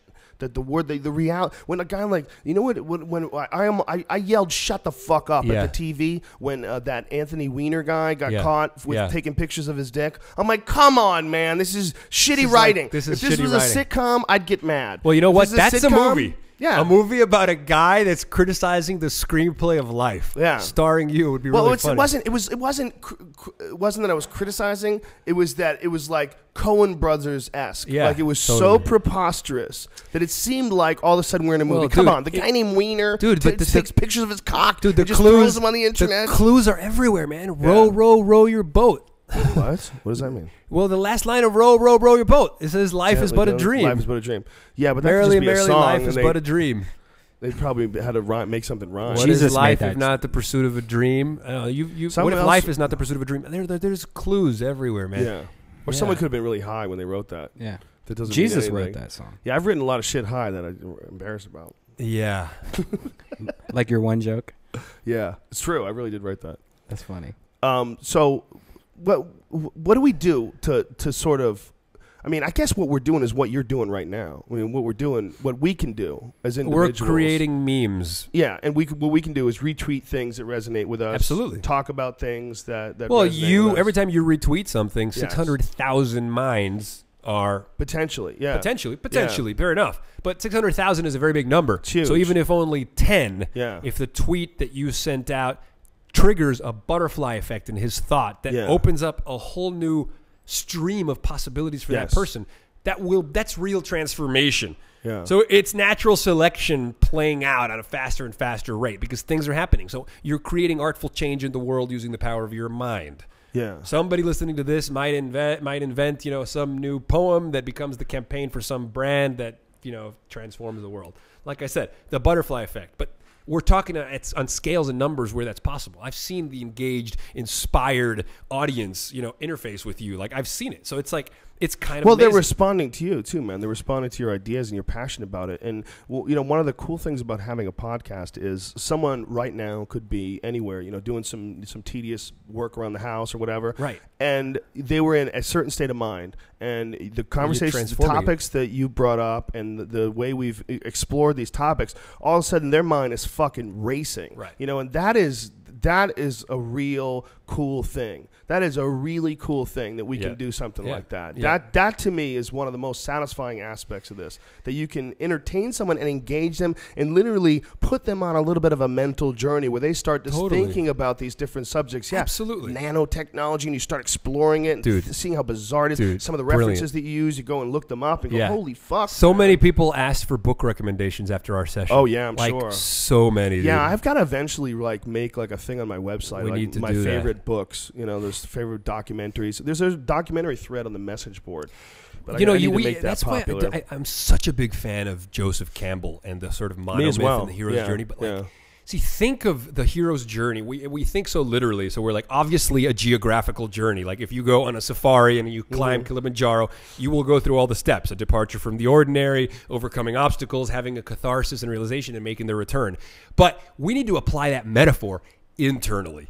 This podcast session is a Joseph Campbell-esque hero's journey. Person puts on the headphones, and it's a departure. Who's the prince and who's the princess? No. I just want to know. We're going on a hero's journey. No, but think this is the hero's journey. It follows the steps. It's a departure from the ordinary. We're partaking in conversations that are maybe not your everyday conversations. We're overcoming obstacles in the sense that we're challenging preconceived truths and questioning ourselves and asking difficult questions and thinking new thoughts. So that's the obstacles. And then we're transcending and overcoming the resistance that we have to change and to new ways of thinking. And then we're having, hopefully, the catharsis. Hopefully, sometime during this journey, we have a moment of profound realization that changes us both and somebody listening to forever. And then we make the return, which is to say, I love that. I want to share that with my community. I'm going to tweet it. I'm going to Facebook it. So if you apply that metaphor of the hero's journey, you try to make parts of your life significant hero's journey. I'm going to wake up in the morning. I'm going to be like, today, I'm going to depart from the ordinary. I'm going to put myself in uncomfortable situations. I'm going to transcend those boundaries. I'm going to have a new realization. I want this day to mean something, and then make the return and share it with my community. But what if that day you got like a bunch of shit you need to get done? You listen to this podcast, like, and it happens because it can happen in your brain too. Right. I'm going to read this book tonight. I'm going to check out this interesting documentary. It is definitely 1 hour good a day is to enough. expose yourself to different things. Absolutely. That's why I really get into Finding Bigfoot. I've been watching that a lot lately, Brian. No. That's probably a good It's one of the things I have been watching. Isn't that just a waste of time for you? Fuck yeah, it's a waste of time. But I'm trying to write some new material. I'm doing my special. By the way, it's confirmed. It's going to be happening in Atlanta on April 20th at the Tabernacle Theater, and most of the tickets are sold out for the first show. But we're going to do a second show. So we'll have the first show I think is at 8. The second show will be 10:30, and the second show tickets will go on sale sometime this week. Probably today's Monday. Sometime probably Wednesday, I would guess. And it'll be me and Joey Diaz and Duncan Trussell. Holla! And I'll be recording my my new comedy special and releasing it Louis C.K. style on the internet for $5. That's brilliant, dude. Yeah, that's brilliant. how you gotta do it. Brilliant, that's what you gotta call dude. it too. You gotta call it Louis C.K. style. That's and you're going to be in New York too at some point, right? Yeah, I'm going to be there. Are you going to be there? Let's link up. What day is that? I'm going to be there all of April, man. So. Oh, you are? Yeah. Okay, cool. Yeah. Actually, I should tell you this because this is really cool. I'll be there May 5th. May 5th. May 4th. Okay, so let's link up. Okay. But actually, next week, man, I'm heading up to, or this week, at the end of this week, I'm heading up to the Bay Area because on the 20th, I'm speaking at Stanford Design School and showing some of my crazy ecstatic videos. Oh, wow. And then on the 27th of March 27th, I'm speaking at Google. I was invited to speak there. Yeah, I'm going to show some of the videos. And then on March 28th, I'm going to be speaking at the Economist Ideas Festival on Innovation at Berkeley. Wow. It's going to be sick. All about showing the videos. It's about talking about inspiration, creativity, new ways of packaging and disseminating ideas. Then I go to New York, and on March 30th, I'm speaking at the PSFK conference in Battery Park. And then instead of making people memorize this stuff, because most of them won't, what is your website? Where is this all? JasonSilva.com? Like, if you go to thisisjasonsilva.com. Thisisjasonsilva.com. Yes, but the best thing, honestly, is Twitter. Twitter. At Jason_Silva, Silva. Yeah, and if you can't find it, it's on mine, talking about this podcast. Yeah, that way I keep people updated on all the talks. And then April 20th, the National Arts Club in New York City. I'm going to be speaking as well. That's this amazing. Is really cool. And this is all because of your videos that you produce for the internet, which are really amazing. And if you Google Jason Silva Vimeo, there's a whole page with a gang of them on. And Vimeo is a nice high-quality visual, too. Yeah, I love Vimeo, man. They're amazing. It's very high quality. Like, when you can go full screen with it on a large screen, it looks great. They get it. And the design, it's made for, like, artists, and it's beautiful. Yeah, Vimeo is awesome. We put all of our podcasts up on Vimeo. We also put a video blog up. We put that on Vimeo as well.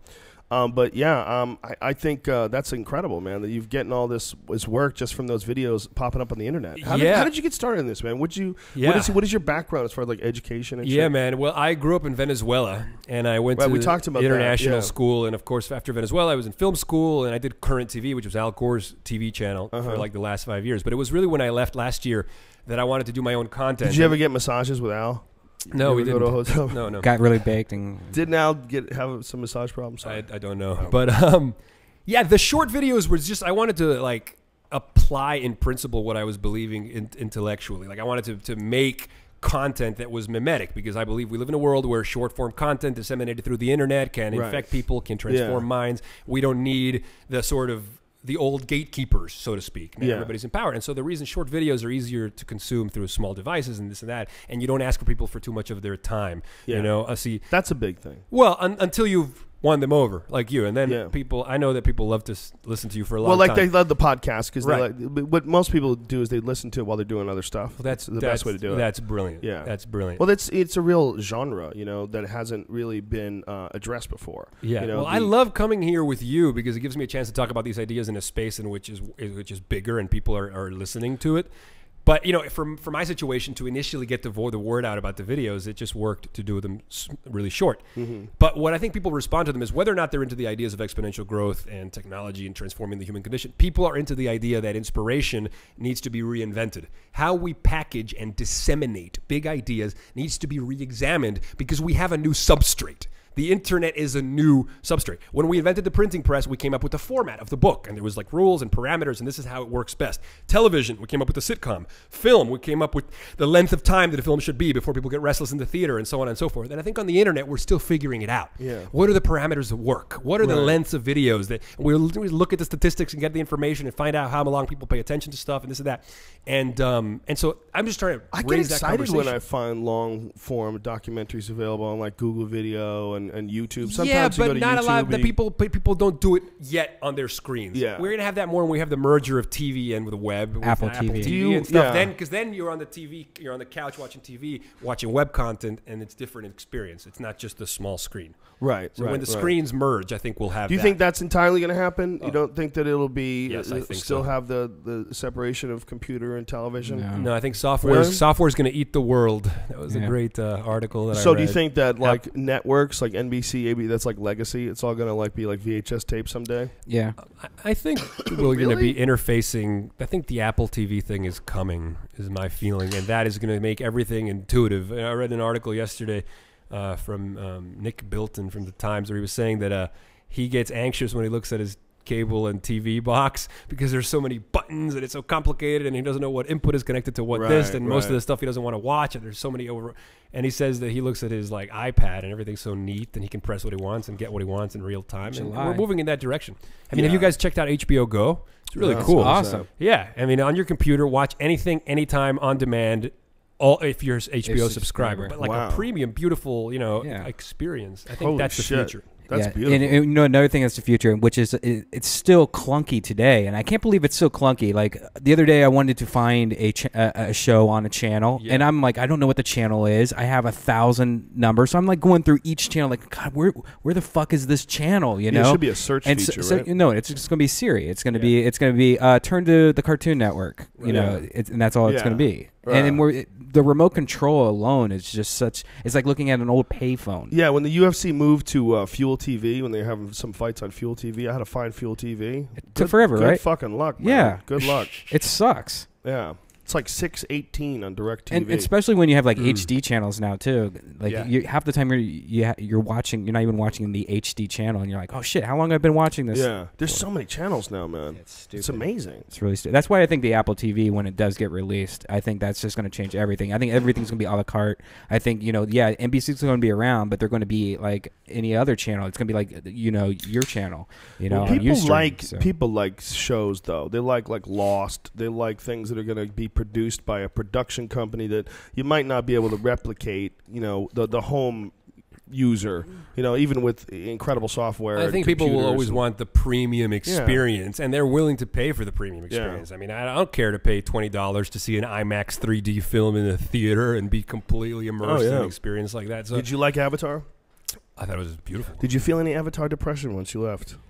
I think that's fascinating, don't you think? I love it. That idea. Yeah. Like, there's a great book called The Art of Immersion by Frank Rose, who used to be at Wired, who says that the future of immersive storytelling, and an example is Avatar, is such an immersive 3D experience. And he says, we all long to go back to Pandora, even though we've never really been there. Yeah. We miss something that wasn't really real. But then again, everything is not really real, right? Because it's all an illusion. But more and more, dude, immersive experiences like that. Yes. We're gonna get sad when we fall out of the game or out of the movie or out of the virtual space, because it's increasingly becoming more interesting than reality. If people got Avatar depression, really they got depression that they weren't one of those blue things.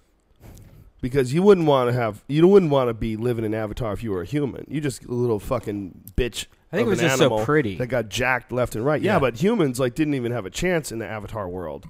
Like, you can't have Avatar depression. You essentially have depression about your species. You don't want to. You want to be one of the Na'vi. You want to be larger than life, but that can be a well, you want to live that lifestyle that they're living, the love and honor. Well, when I was little, I used to get Indiana Jones depression. When Indiana Jones ended, I used to get sad. I wanted to dig for treasure in my backyard, and I wanted to have my life to be as fun as Indiana Jones's. So I remember that feeling as a kid, I really remember leaving films and wanting the luster and the awe to sort of come home with me. But usually you buy the Betamax and you watch it 20 times. The idea of Avatar, though, was that the culture of Avatar was missing everything that we're missing, or rather that the culture of Avatar, the culture of the Na'vi had everything that we're missing.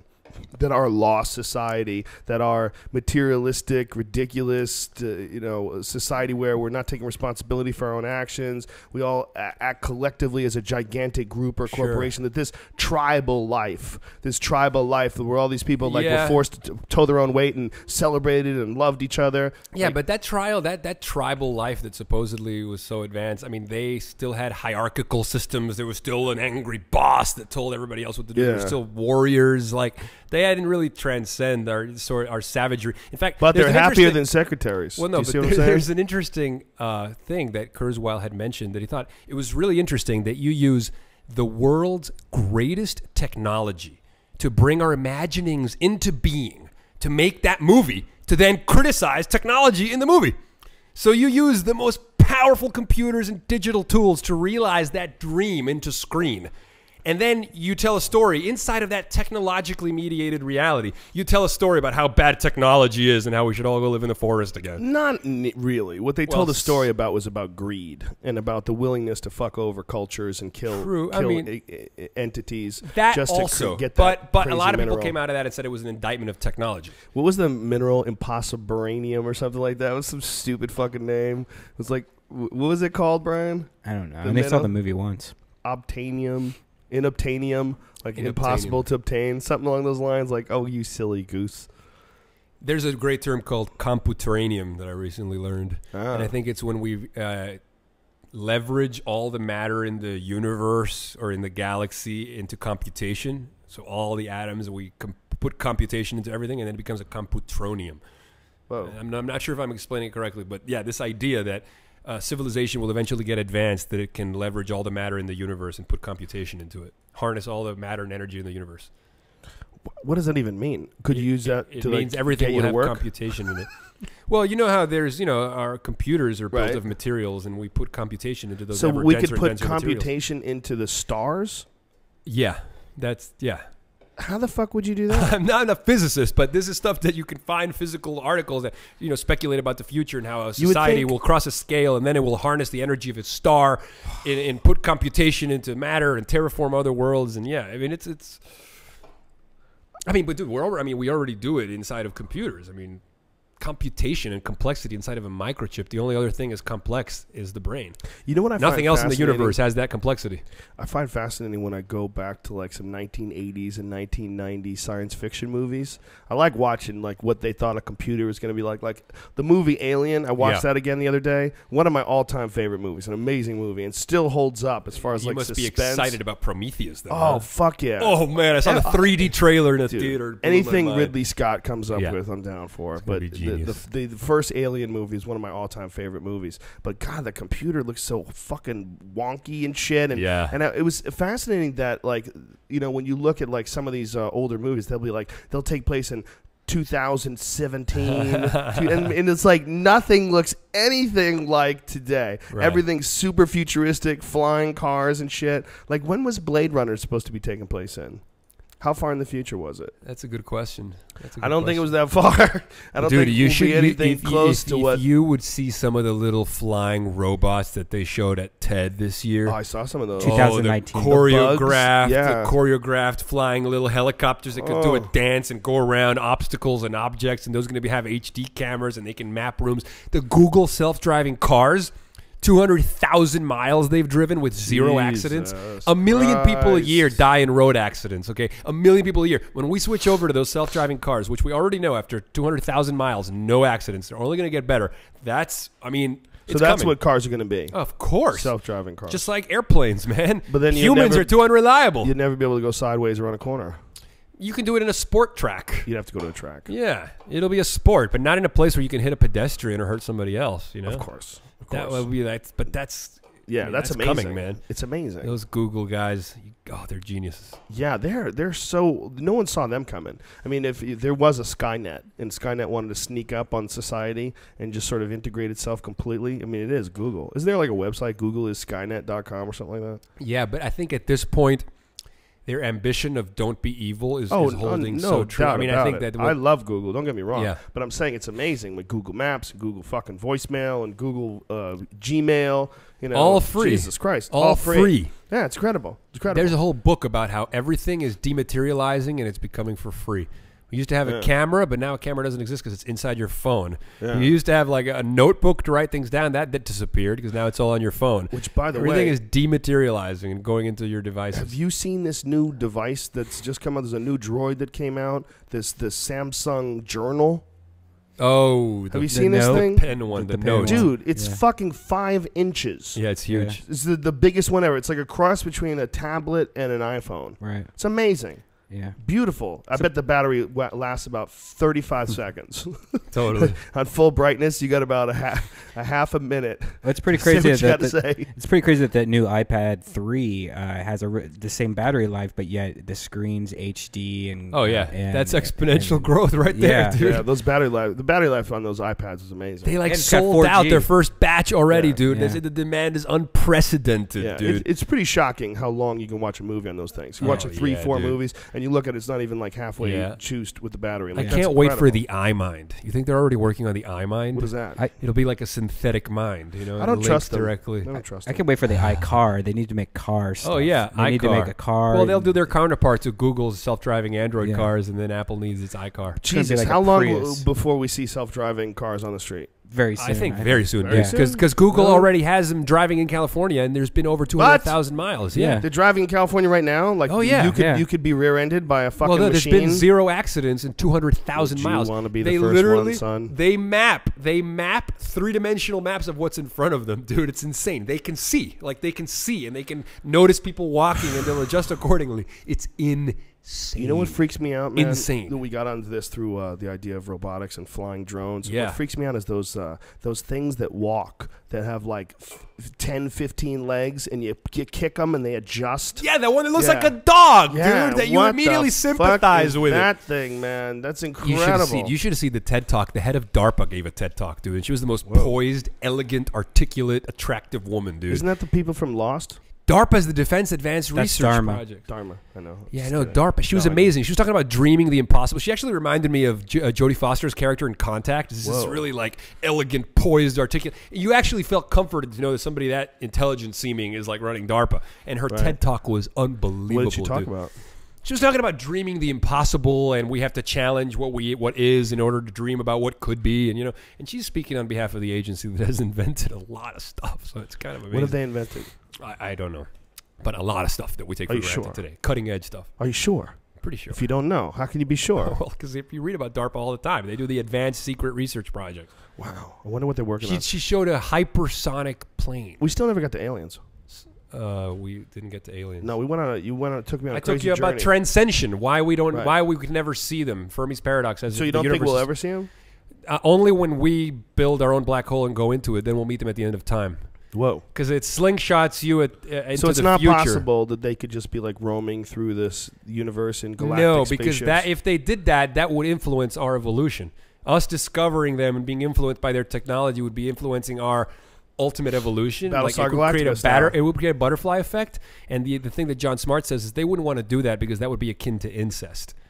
To influencing us in some way and then changing the how we unfold. Devil's advocate. Yeah. That this is through our understanding of genetics, right? It's not through theirs. And if they're a Yeah. 1,000 or a million years more advanced than us, maybe they know a lot more about how to work that shit. than Right, and we maybe do. that's why he says So they're maybe involved. it's But, not that they would think of it as incest at all, but they've completely gone past the idea of gender.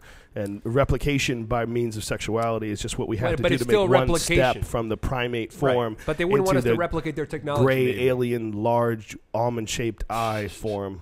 Right. They wouldn't want us to replicate their technology. Says who? I mean, Well, maybe there's some sort of thing that will lead to the most amount of diversity, and if we're not influenced by them, there'll be more diversity because we'll get there ourselves. It's just the well, the idea. That's I what think, anyway. That's what he says. The ideal that people really love to share when it comes to wacky alien theories is that aliens have genetically engineered human beings in the first place. Well, So- I mean, you can't unprove that. So Yeah. that's very possible. That's a problem, right? You can't unprove leprechauns, bro. Yeah. No, it's no. weird. Why There's can that science? video. Yeah, that's the thing. That's the crazy dog video, thing. dude. We're Oh, it's watching so this. amazing. The nuttiest thing about this weird looking robot things, and it moves. It has like sort of like an insect like Yeah. leg set up, but if you Dog. kick it, it adjusts and it doesn't fall down. Yeah. Yeah, look at it adjusting to the sand and the Yeah, water. and totally, it's walking on dude. the beach. Yeah, and Yeah. if that thing starts saying hi to you and smiling and drooling, Having you would sex totally with you. fall in love You know with what it. I'm seeing? Put that thing on one more second. You know what I'm saying? I'm seeing that thing storm out of the back of a giant battleship and missiles flying off of it. That's what I think. I think if they make one of those fucking things, they make it to send over to countries. Could you imagine a whole army of these motherfuckers heading into your town shooting missiles? You telling me you couldn't I'm strap- imagining them as pets You for couldn't people who strap are some lonely. rocket launchers on that bitch? It's always a Or- double-edged sword. I have to admit, it's always a double-edged sword. But look what how if people cute start that could riding be. them? What if people start riding Yeah. them? They become the new Yeah, horses. they will become the new horses. They'll be our What little the- pets. Look, it's Could you wagging its tail. imagine? It's No, look wagging at its this. tail. Oh, The guy don't you feel kicks bad it. for it when I he kicks do. it? I You do feel feel bad bad. for So it. human-like. Yeah, but think of how quickly you feel bad for it. I do, but what's Yeah. amazing is this thing adjusted. And it seems to be adjusting. The movements seem organic. Yeah, You know totally. what I'm saying? Totally. Look, man, Biomimicry we're gonna and have its one of those, design. and we're gonna ride them like Yeah. like a goat down the side of a mountain. That's what it's Amazing. gonna be. Like those crazy goats that can they're incredibly strong and they Yeah. can like climb up the side of mountains. Well, right, they never Sheep. complain. They're not goats, They'll right? never They're sheep, complain. Yeah, they never get tired. They don't have ache. Yeah, but then they probably run on solar power too. Yeah. Eventually, solar power is going to get to a point where it can power everything, right? Of course, dude. Well, we get 10,000 times more energy from the sun than we need. This fucking thing's slow as We just shit need to going get up a hill. better ways of capturing that energy. I'd be pissed if I was riding this stupid thing right now. I'd be like, "Come on, bitch, Free For real? energy. It's That's too what the heavy. sun gives us. Free energy. It's too heavy, Brian." Yeah, for that, you know how it's going. It can't. Oh wow, it's making it through It's snow. fascinating. That is Yeah. incredible. It's walking through fascinating. snow, and there's a bunch of different designs of them too. I've seen other ones that have like many more legs. Wow, that's crazy looking. Yeah. This thing's dancing around. Robotics, man. Robotics is going to be such a huge... Well, robotics and AI. Yeah. Artificially intelligent Jesus robots. Christ, look at that. Yeah. Down to the bare skeleton of the Yeah, thing. yeah. This is incredible stuff, Mhm. folks. I know we're just talking right now, unfortunately, for a lot of you folks that are listening to this on iTunes. Just Google, what should they Google, Brian, so they could watch this? This is Boston Dynamics, but it's just a new big dog robot. New big dog robot video. And it looks like a spider when you're looking. Really, it's a must. And it's the one that has 700,000+ hits on it. It's a must see. You need to know. Amazing. Yeah, I mean, what does the future hold that we're not prepared for? What is the next step? You know, I mean, the internet, I think, caught most people by surprise. Well, we're in for some... Is that a robot dog? Yeah. Oh, my God. Brian just put on a robot dog, and this thing is moving around like an animated dog. This is insane. The thing is, there was a guy at TED that showed his... oh, my God, that's insane. Yeah. That dog's insane. No, there's going to be more of those kinds of robots, and the more that they...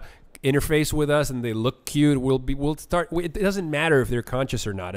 Once they cross a certain kind of perceptual barrier that we have, and they're like they seem real, we'll start to interface with them as they're going to be our friends, real. just like your dog. 100%. You know, when you come home and have come home and have a conversation with my dog. It doesn't matter if it understands you or not. It's just about the feedback. Exactly. And we'll have the same thing with robots, dude. Yeah, as long as we can get past the idea that something that's metal and wires and that thing can't have some sort of a soul because you're interacting with it. You know, if you're interacting with it, as long as it doesn't get needy. You'll plant a soul in it. What if your fucking computer gets needy? It might. Well, maybe you might want it to get needy because it'll make you feel like you're important to someone. Maybe that's a part of like what it's like to have a robot fuck doll. That a robot fuck doll, the really good ones, like they're really dangerous. Like this bitch might burn your house down.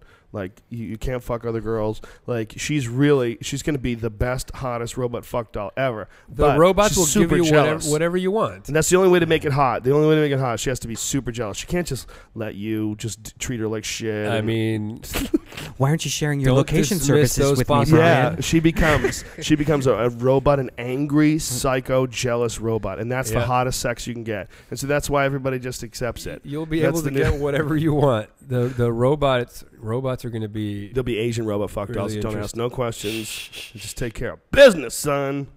Right? There'll always be the exotic Asian robot fuck dolls. Yeah. There's interesting. We keep talking about all this exotic technology, and it sounds... I think we were talking about Asians. We're talking about girls, bro. It sounds hallucinatory, even though it's very quickly emerging. Yeah. And it just takes you back to that whole thing about computers as the modern version of the psychedelics. I just want to say, if you're an Asian girl, I'm just joking around. These are just jokes. I just throw things out there. I don't mean anything by them. Okay?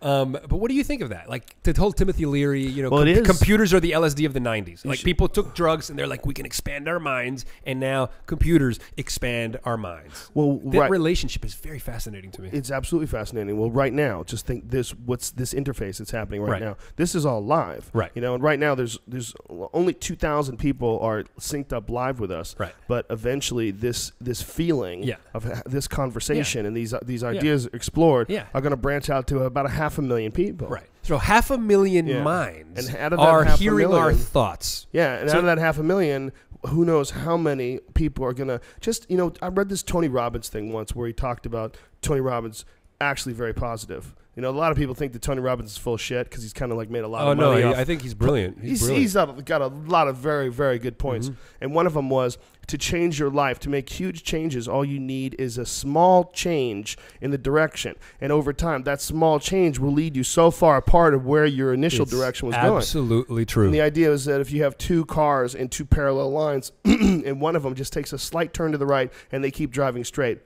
the one that's slight turn to the right is going to be, 100 miles from now is going to be way the fuck away from that other one. Totally. And that's sometimes really how you have to look at it. Yeah. We especially, I'm a super impatient person. I want things now. Me too, man. Even when I go to the supermarket, I'm like, you bitches don't have any grass-fed beef? Right. Seriously? Right. But what? How preposterous is it that I think that I can just go to a place and they've killed an animal for me, raised it on grass only, killed an animal, and there's plenty of meat. I can feed my family. I can stay alive from this food here. And this is the one you're complaining because they didn't get the shipment of organic meat that day. Well, think about it when you don't have no grass-fed beef. The fuck? Well, what about when you're having a Skype conversation with somebody on the other side of the planet, and you're just like taking for granted that you can see their face, that they can see yours. You're talking in real time for free, and then like all of a sudden it might freeze. You're like, oh god damn it, it's freezing. Yeah. Why is this freaking computer freezing? But like. Think about what you were just enjoying 2 seconds before, I'm super and you totally impatient. take it for granted. No, we assimilate, man. Hedonic adaptation. Yeah, that is what it is. It is adaptation. You know, it's amazing though that we have this urge and this push to make things bigger, faster, quicker, and that urge and push is also responsible for one of the reasons why people get accustomed to things and want more. Yeah, and you used to quote. You quoted McKenna, and you talked about how something about the astonishment. Do not give in to the astonishment. Do not give into astonishment. Do not give into it, but definitely seek it out. Yeah, because I think most people. Well, he's talking about DMT though. Yeah, and the but the truth in DMT. I mean, we should be able to see. You ever had a DMT experience? I have not. But don't you think that, for example, it's astonishing that you can do this podcast and reach 500,000 minds, and very rarely does one marvel at the astonishment of the things that occur every day that are miraculous. How many hundreds of thousands of aircrafts are flying through the air right now, communicating with one another, flying safely, individuals to other parts of the world? Like, we don't experience that astonishment. I don't wake up in astonishment. We should, yeah. You're absolutely right. I mean, if you had pulled someone out of the caveman era and put him in modern society, it would be just as psychedelic as a lot of peyote trips. Yes. Yeah. Yeah, exactly. It'd be so bizarre and outside of the what you conceived of just seconds ago as being possible. Right. You know, you take someone from, 1,000 years ago, 500 years ago, a blip in time means nothing to the universe, and then put him in today or put him in a goddamn movie theater, make him watch Harry Potter and shit his pants. Right, shit his pants. Can you imagine what a guy Run would out do of if the he theater. saw a fucking dragon, one of those Harry Potter dragons blowing fire out, flying through the fire? He would just dive on the ground screaming in horror. Right. And that is so amazing. It's amazing. And the fact that is. Like, we wake up in the morning, we don't think about that because that just is. We're on to the next thing. Yeah. We're done and on to the next thing to be looking forward to or to be complaining about. Yeah. And maybe that's the part of our evolutionary makeup that makes us always probe the boundaries of the adjacent possible and always want to keep pushing. Because maybe if we were in astonishment of all we've done, we wouldn't keep progressing. Well, we're obsessed with innovation. Yes. Human beings are obsessed with innovation. Yes. I mean, every year sports cars get faster. Yes. We're getting to a point right now where like regular cars are doing like racetrack numbers. Yeah, it's insane. Yeah. Even though we have speed limits, even though we have that, like, we still push the performance to its limits. I'm fascinated by sports cars because I'm fascinated by extreme engineering. Yeah, me and too. I'm fascinated by the idea that there's a bunch of people out there that are trying to get something that handles faster, has better geometry, moves better, sticks. And the newest Porsche 911 goes around the track as fast as the 996 Cup car. So the Nürburgring, which is like this really twisty, turny track in Germany, a really high-end sports car can go around it today at about 7 minutes, 30 seconds, 7 minutes, 40 seconds. That's like a 911, like a real high-end car. Yeah. That's what race cars would do just a decade earlier. Right. So it's getting to this crazy point where regular modern street cars are like fucking cup cars. It's insane. So, and how much faster do you need these fucking things? Like, the Bugatti Veyron, they have a Bugatti Veyron. It's like 1,000 fucking horsepower. Yeah, but we do it just to do it, man. That's crazy. Just to see how much complexity we can pack into it, how much performance we can get out of it. It's like modern jet engines, dude, operate at half the temperature of the surface of the sun. The core of a modern jet engine. Christ. I mean, it's insane. Okay, it spins at 500 miles per. I mean, I don't remember the speed, but jet engines are really feats of engineering. I mean, it's dazzling. Jets. I mean, everyone's scared of flying. Jesus Christ, there's 30,000 flights a day and nothing happens. It's incredible. It's so safe. It's amazing. It's so safe. Yeah, but the way you go is so terrifying. Yeah. Just slamming into the fucking rainforest. Well, that's why I love Virgin America so much, dude, because they got brand new planes. They really rock. Yeah? Brand new, Is that the move? state-of-the-art fleet. Well, because most other airlines in this countries have fleets that are 20 to 25 to 30 years old. Dude, you're scaring the fuck out of me now. I need to go on Virgin Airlines. Listen, that doesn't make them any less safe. These planes are still certified and well maintained. I like how you covered your ass. Nonetheless, on Virgin America, you're getting a brand new fleet of shiny, state-of-the-art aircraft with the best of everything, with internet. No, you're not getting a brand new pilot. You say, dude, we're ready. No, it's just, but it's nice. It's the year is 2012. You want to fly on an airplane that was manufactured, in the last year or two or three. It's just, it makes you feel better when they're shiny. There's less stress fractures. It's it is kind of an interesting thing about air technology is that we essentially have the same tech. It's really one of the only industries that has the same technology. The same general principles, but the engines are far more reliable and far more advanced than they were before. When did they start getting much better? Oh, well, the same Moore's law that applies in computers. I mean, the engineering of a modern jet engine into computers. But and aren't a lot of aircraft. these jets from like the 1970s and 1980s? Well, no, they make revisions that are pretty much like entire new models. iPhone 1 still change works. the engines and They shit? change everything. Yeah, iPhone 1 will work as long as you don't update the software. Right? But it's kind of It's more fun though. to go on the new ones. They have far more technology in them. Yeah. Absolutely. You know that robot dog? You know what that's going to be in the future? What? Check the screen out right here. How crazy is this? Somebody posted this on your message board, but hold on. Episode 2, Attack of the Clones. No.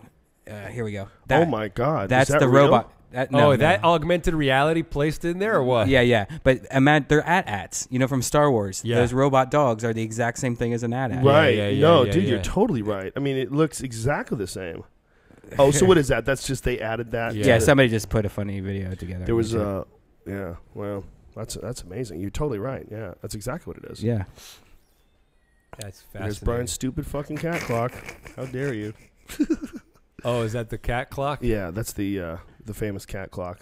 He likes Very, very cats. cool. He likes things to meow. Yeah. Future of medicine, man. Are you excited about that? Yeah, well, I'm excited about the idea of keeping people alive long enough to figure out some really crazy shit. Oh, yeah. The idea of people staying long enough to overpopulate the planet kind of freaks me out, though. How do you think I they think that resolve most that? people cluster around only like 3% of the surface of the world, which is city-states, like big Really? cities. Yeah, the world is still mostly By empty the space, water, right? and it's mostly water. And technology is more like a resource-liberating mechanism because scarcity is just contextual. Things are only scarce until you create technology that makes them into things that are abundant. People talk about water wars, but the minute So you're not worried at all about overpopulation? No, man. No? Not at all. In fact, the more developed and educated people become in developed nations, the rate of having children goes down significantly. McKenna had So this. the best cure against overpopulation is to educate and Intelligence. empower people and put more technology into their hands. But also like desalinization, for example. Mm-hmm. Once we perfect that technology, this is called a blue planet. It's a Right. water planet. It's Right. mosely water. It just needs to be converted. But Do they have anything right now that can there are do the widespread? Israel has a lot of desalinization plants. But Oh, yeah? They just got to get more advanced, just like solar panels. It's just exponential growth. Once they hit the tipping point where it's actually cheaper to use those technologies than to do it the other way, then it'll become the main thing. Wow. But Desalinization. Yeah, but you need That's to gonna be intense. you need to create incentivize. You need to incentivize people to innovate. And We're such cunts, though. We'll probably dry out the fucking ocean. We'll probably pull all the water out of the ocean. No, I don't think we were. No, I think Could you imagine? Plenty of water. Can you imagine, though, if we're so greedy, we use up all the water in the ocean? I mean, nobody predicted that we would have polluted the ocean the way we have in just 100 years. I mean, we've done an incredible we'll job fix of it. fucking We'll up the ocean. nanotechnology. We'll create synthetic biology, You algae sure? that eats the plastic, and yes. Where's the evidence of that ever having taken place in the past? When have we ever fixed anything? we fucked up? There's an X Prize contest that the X Prize is doing to come up to something with plastics, the technology to clean up oil spills or something like that. Yeah, like Where you create- bacteria that eats plastic. Something like that. What it is, they create incentive by offering these prizes, like $10 million prizes, and teams around the world will spend $100 million to win a $10 million prize because of the prestige and because Isn't of the that legacy. where Swamp Thing came from? For what? Swamp Thing. Remember the Marvel comic Swamp Thing? From a contest? No, Oh. from some pouring some biological shit to eat up some. Maybe I'm inventing. Oh, I that. don't know. Maybe it's another. But comic book hero. For example, the X Prize, they were the ones that did the $10 million X Orbit. Prize for space, Yeah. which became Virgin Galactic. Well, they have one now to create a device that's the size of like an iPhone called a tricorder. $10 million so you can make a device that you can spit on or you can put your blood on, and that will diagnose you with the equivalent of 10 certified doctors. With greater accuracy than 10 certified doctors. I swear to God, this is their new contest. This is their net $10 million prize that they just put out. Tricorder X Prize. Is it possible to do that? Of course it's going to be possible. I mean, they already have things that you can put on your iPhone that you can spit on that will like measure and analyze your fluids. Yeah. Really? Yeah, they already have You that. spit on your iPhone and it gives you thing that information. you attach to it. Yeah. What's it called? I have no idea, but people can Google spitting on your iPhone medical device. Wow, I never heard of that. That's Yeah. amazing. And that stuff is going to get a lot faster because now that biology is becoming information, biology is an information technology, we're going to see the same progress. well, it is Same so progress. cool when you have contests for Yeah. good along those lines, like with Yeah. X Prize, and the fact that they would come up with something along that. Yeah, they're brilliant. Yeah, and I mean, I would love to believe you. I'd love to believe that someone's going to eventually figure out a way to get rid of that giant patch of garbage that's in the Pacific Ocean. We shall. Yeah, We shall. that's a big issue, huh? Yeah. Well, people talk about that a lot. They're very concerned. Although Yeah. it's not actually like the size of a country as people had I think said. it's the size of Texas. I don't think it actually is physically Really? the size of Texas. Well, I think that they're so small. No, I think you know how it is. It's all caught in the current. There's like a vortex. Really? And that's where all the garbage piles up. And all the garbage, I'll look at it right now. Hold on a Okay. second. Let me Google this real quick. Cool. Powerful Google. Pacific Ocean and garbage patch. Pacific Ocean.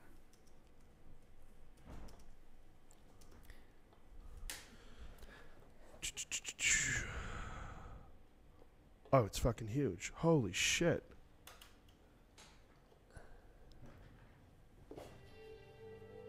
Wow.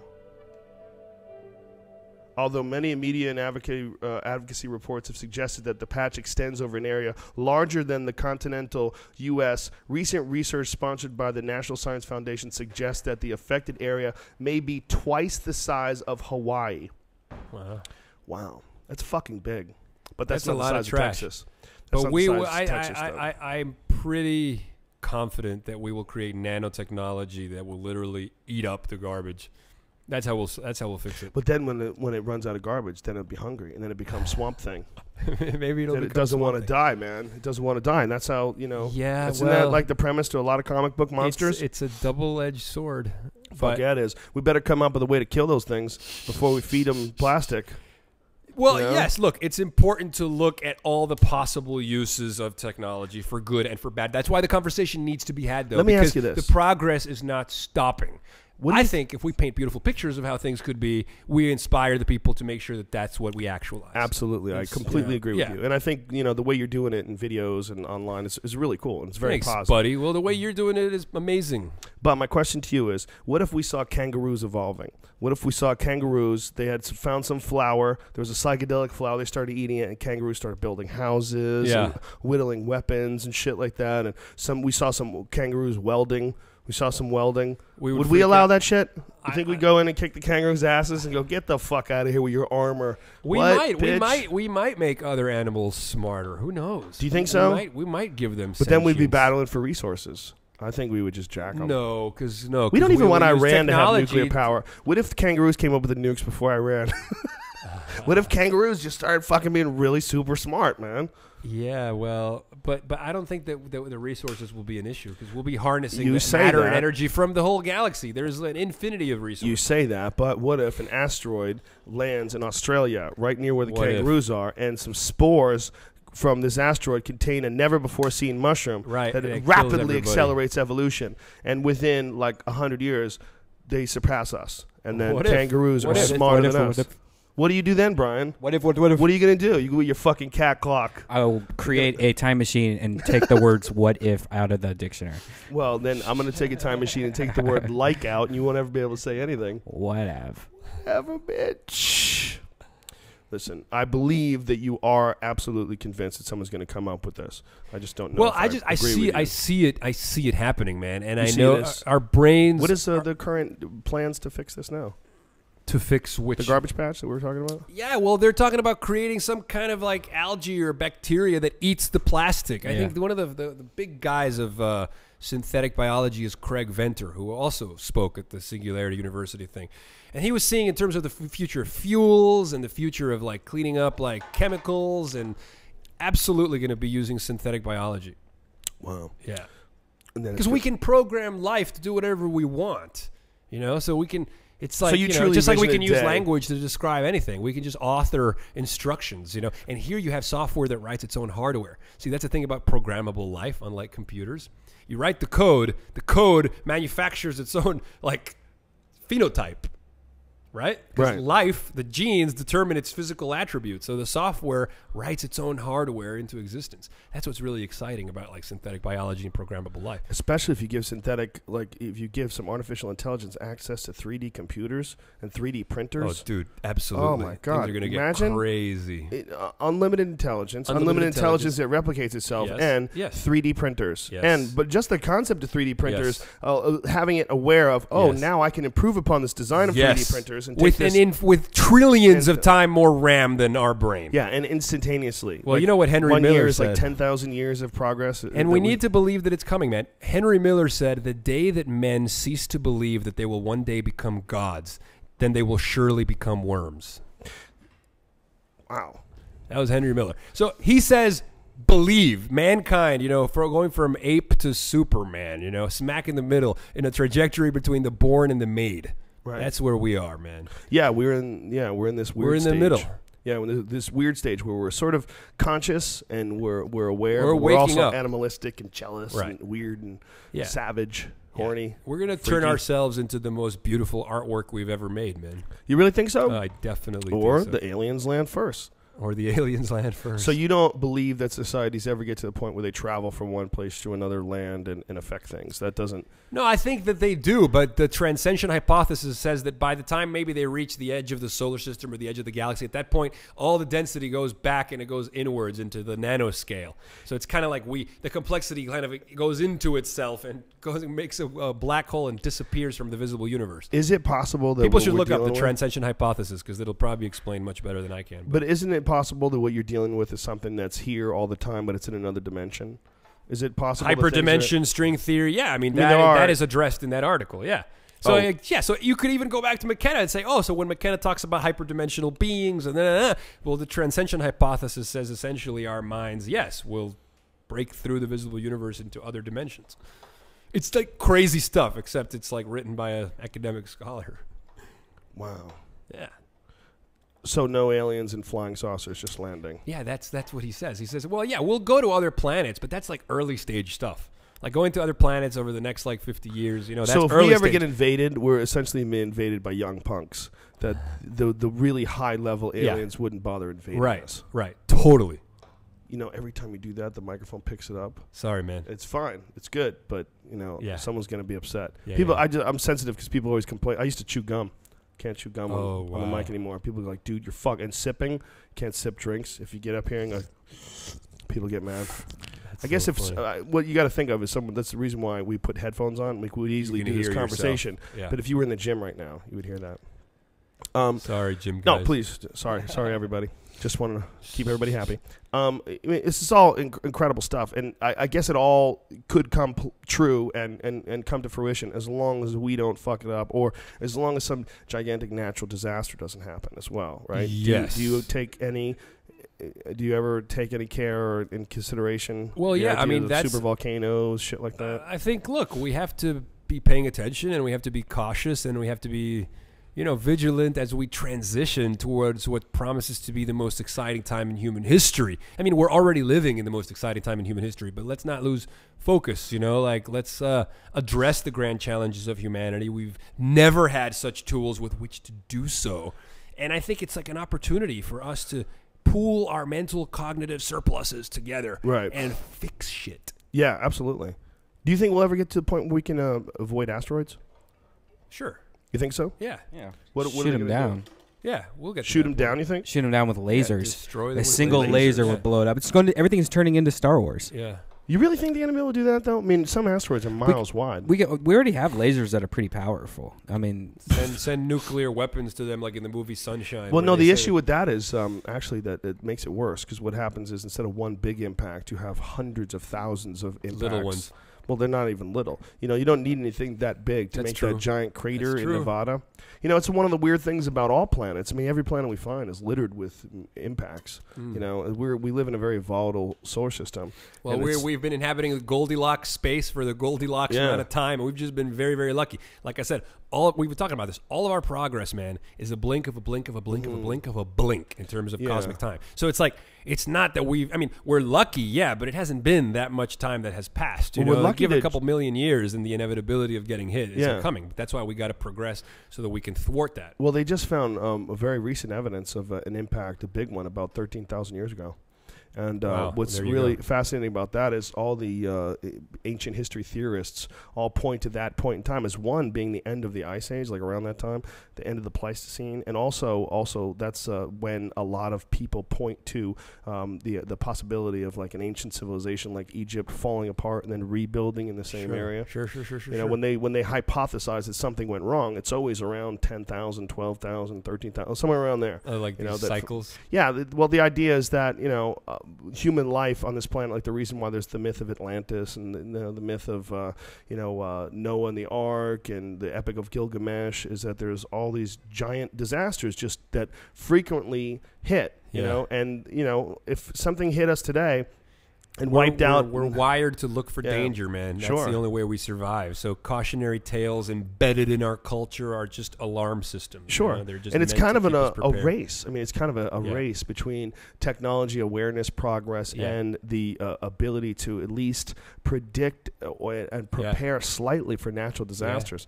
But some of them, like caldera volcanoes and things along those lines, this is nothing you can do, man.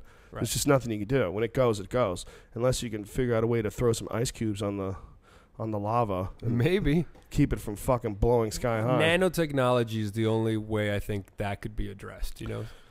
That really is the craziest technology. Yeah. I mean, self-replicating things on a nanoscale. It's like So do you matter. think that you'd be able to throw those into the lava and they would somehow or another chill everybody the fuck out? Yeah, change the structure of the molecular structure of the lava. I don't know. What if that fucking freezes up the planet and turns us into another ice age? Well, Jesus Christ, Jason Silva, what are you doing? The butterfly effect issue is always, you know, it is, we always right? have We to don't be know. careful, yeah.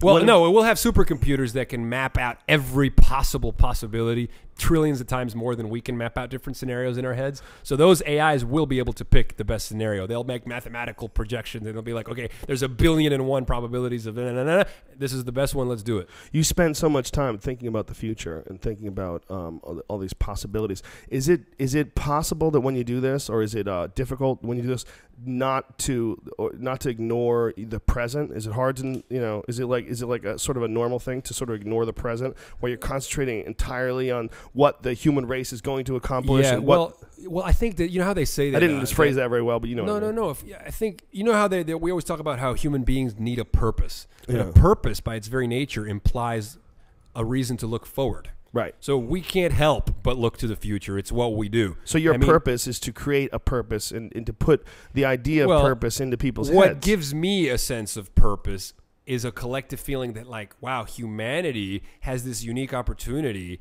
to sort of map its road beautifully, and we all have a way of participating in that. And what a wonderful sense of collective purpose. It's more interesting to me than like, oh, well, my purpose is to become, you know, or get this job or do this thing. It's like, yeah, Right. I want to get this job and do this thing just like everybody else because I want to survive. But I'm in the mood for cosmic purpose, cosmic significance. You know, you're a cosmic dick slinger.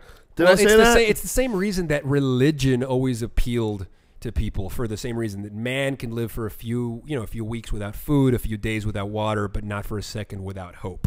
It's just the human condition. You know, the minute we lose hope, we commit suicide. Not the minute. Sometimes you could really suffer for years before you pull the plug. But when you lose complete hope, you might not even wait around. If you're waiting around, it because you have a little bit of thinking that things might turn around.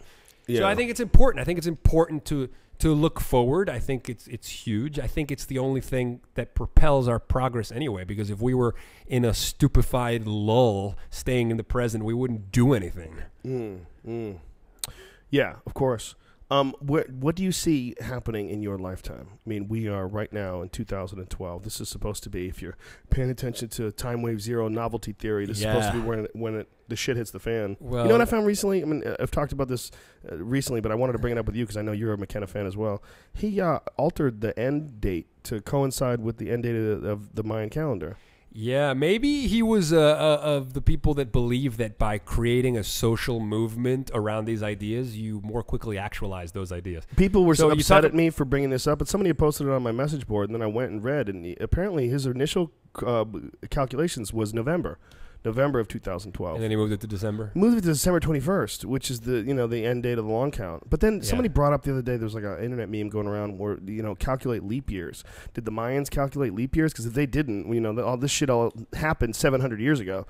I don't know. Yeah, I mean, I don't know. 70 years ago. The specifics, I have no idea what the science is. But I think what's interesting is that if you create a viral swell 10 times the scale of the Joseph Kony video with some beautifully produced message about how mankind is using technology to create a global brain and address the problems of humanity, and it's seen by 1 billion people by December on YouTube, then the idea becomes reality, because this is what we've been talking about. You know, ideas are just as real as the neurons that they inhabit. So that's what's crazy. It's a self-fulfilling prophecy. The Joseph Kony video, I mean, we talked about this, but I remember when it hit Twitter, when I saw it starting to appear in my timeline, I started thinking, wow, what's going to happen here? Like, this is, this seems like a very orchestrated campaign. Yeah. And the idea to make a terrible person very famous so that he's a target, vilified more. Yeah. What a genius idea. Genius. And that really is just sort of tapping into potential, tapping into which no one else has done before. No one else has ever done that about a terrible person. Yeah. No. It's very It's interesting. It's so interesting. It's brilliant. And just the use of media and understanding its power and applying it for savvy social impact. What are the criticisms of this Kony video? Because I know there's a few. No, the criticism I think has to do specifically with the nonprofit operations details. But look, again, that's a whole other conversation, and we're not experts and we don't know the facts.